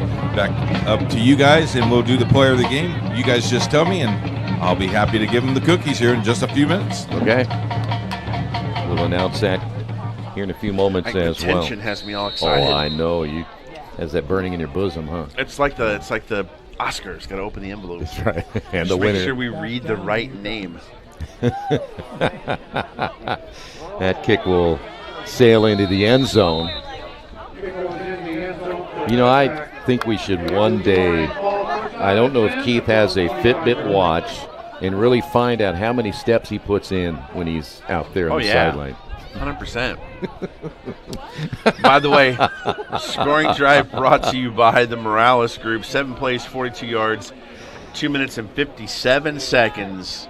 11-yard touchdown pass. Now Brian DeMoss Jr. Our producer Jerry says the estimation is 8 steps. So that's 80 steps? Is that what he 8. said? I think it's 4 more 8. than I thought it was. So yeah. Handoff, and not a whole lot. In fact, we're going to lose a couple of yards on the carry. We use the term sideline reporter very loosely. We do. Yeah. I hear there might be a new one next week. Really? Yeah. That's the rumor. Are you going to be doing what Keith does, or are you going to actually? I like to be down in the action, man. That's what I hear. Jonathan Rager on the carry there for Mount St. Joseph. If it's raining, do you like to be down there in the action? No. So there are stipulations to what you'll do. Okay. They'll throw over the middle. Ball caught. Big fella rumbling his way. Big man pass. That is Nathan Martz. Keith had me do a pregame show for a high school sectional in Indianapolis, and he wanted me to do it from the field, and it was about 10 degrees out. He wanted you to do it. Yes, while he was up in the booth helping out with the talent. Yeah, I was down on the field during the pregame show. You know what? That's why I carry this layer of blubber with me. Helps keep you warm. The kind soul he is. Hey, you know what? New quarterback as well. Yeah, there's a nice throw, and the new quarterback for Mount St. Joseph is Ty Humphrey, a 5'9" sophomore out of Knoxville, Tennessee. I have some friends in Knoxville. First down and 10 Lions. 5'9" is not what you would consider a really tall quarterback. Hey, Doug Flutie played in the pros. Yes. So if Doug Flutie can play in the pros, although I still think that's what backfired against the 1986 Bears. You know, it kind of reminds me of how tall was Fran Tarkenton, the greatest quarterback ever. He had a 10 on his uniform. I don't know if that has anything to do with it, but ball in and out of the hands of Nathan Martz. Yes, Keith Myers goes on record. Fran Tarkenton, the greatest quarterback of all time. I mean, he got, what, 2 Super Bowls? I think he got 2. We'll see. Joe Kapp was Super Bowl 4. Then Tarkenton lost to Miami. He lost to the Vikings. He lost to Miami. They made it to 4. Yeah. I mean, he may have lost 3. High throw near side intended there for... they lost to the Steelers, too. Yeah, that's right. Silas Williams out of Blaine, Tennessee, just a freshman.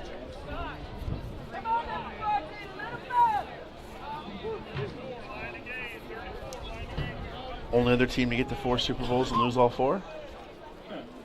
Buffalo Bills. That's right, Jim Kelly. Yeah. Hall of Famer, though. Better than Fran Tarkenton? Question mark? Well, nobody's better than Fran Tarkenton, according to what the information we received. I mean, when I was watching That's Incredible as a kid, I always preferred Fran's segments to John Davidson. So that's true. Pass out in the flat, ball will be caught up the right side. Hard hit there, crossed the 30, and I believe that was 21. Ari Turner again, and it was. See, you got to remember one thing as we finish out this game. The real, we call Coach Keith Myers or Keith Coach Myers. It's really Keith Misinformation Myers because he throws out nuggets of stuff that you just can't believe he's saying. So, like his trivia questions that aren't right. Yeah. I love that when we had a monthly show down with the Indianapolis Indians and called Down the Line. Hope it's going to be back next year, so join us for that. He would always do trivia, and I'm like, Keith, that's not right. This baseball trivia is my forte. Yeah. But he always tried to slip one by us. Yes, he did. Jerry tries to as well, and Jerry's are very complex. Yeah, more thoughtful. Yes, yes. Thought-provoking. And even if I don't get them right, if I get 90% of it right, I'm still upset because I feel like I should get 100% of it right. Well, I like that quality in you. I know. Evan Krim got the carry on the last call there. Jonathan Rager this time on the carry. And next week we will be at Franklin. The last time I was at Franklin, I was the sideline reporter.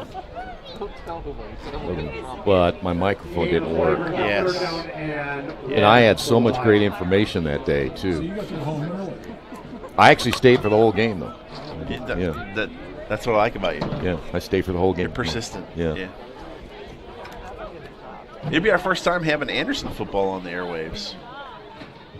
Yeah, they better come ready to play, by the way. Yeah, they will, yeah. Franklin's good. So we're down to our final minute plus. Humphrey keeping himself, throw out in the flat. Big fellow there, rumbling up the sideline, knocked out of bounds. That'll be Nathan March. You know, March, they list him at 214. Huh? He is only 5'7". Really? Isn't that what that says? Yeah. 5'7", 214. I like it. Can I get on that scale? So, now wait a minute. So what you're telling me is that might not be 214. I believe him. I believe the information we get from Mount St. Joseph is always top notch, so I believe it. Well, we can have Keith go ask him real quick before he comes back. Once again, shout out to Tammy Hoagland for all that she did. Everybody in the booth up here is always great at these schools, and Manchester's, been fantastic as always. Whoever made the beef up here. Yeah. Oh, it's good stuff, huh? Kudos to that chef. My goodness. By the way, Turner on the carry, and that young man at 140 pounds was running like he was 240 right there. He was running over some people. They run with a chip on their shoulder, the smaller guys. They do. They should. Yeah. Because all this time, I'm sure people saying, well, you can't do this. Yes. We're going to put you in this position because you can't do that. I mean, Lamar Jackson is the best running back that throws in the backfield in the NFL. He is. So could be the final play of the game, and the handoff goes nowhere, and Turner got the call right there, and that's going to pretty much do it for this one as the final score as Mount St. Joseph remains undefeated, now 1-0 in the conference. They win it 55-20, and of course we have to name the player of the game.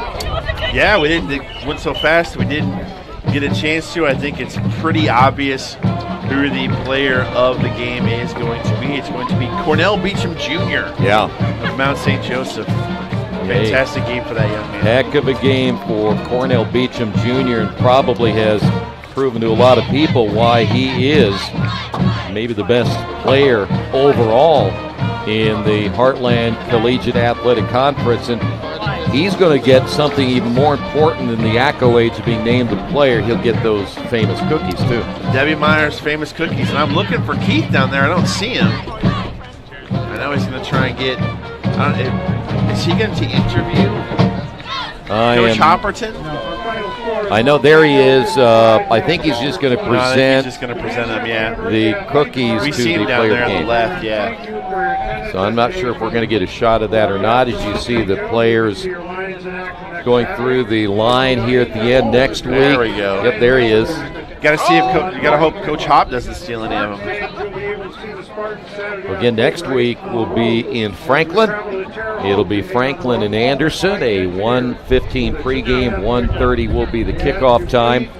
Want to remind you too that check out the HCAC website for all the latest scores from football. And, of course, Wednesday of next week, we have volleyball action. It'll be Hanover and Earlham.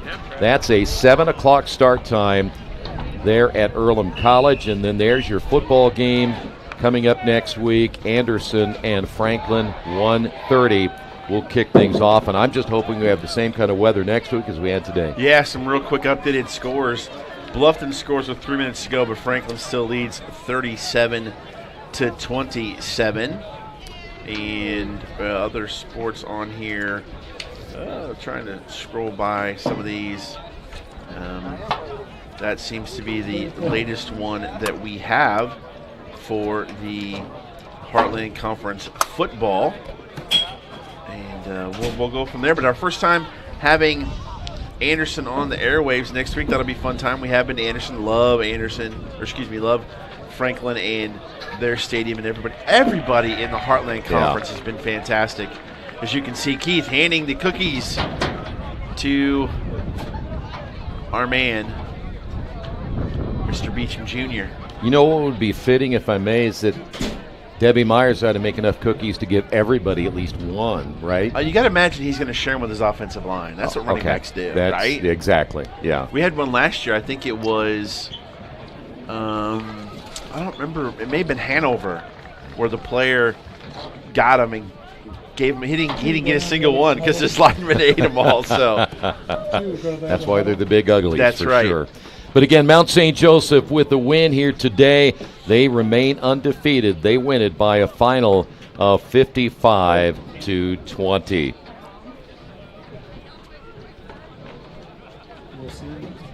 Thanks for being with us. We'll see you Wednesday for volleyball action right here on IndianaSRN.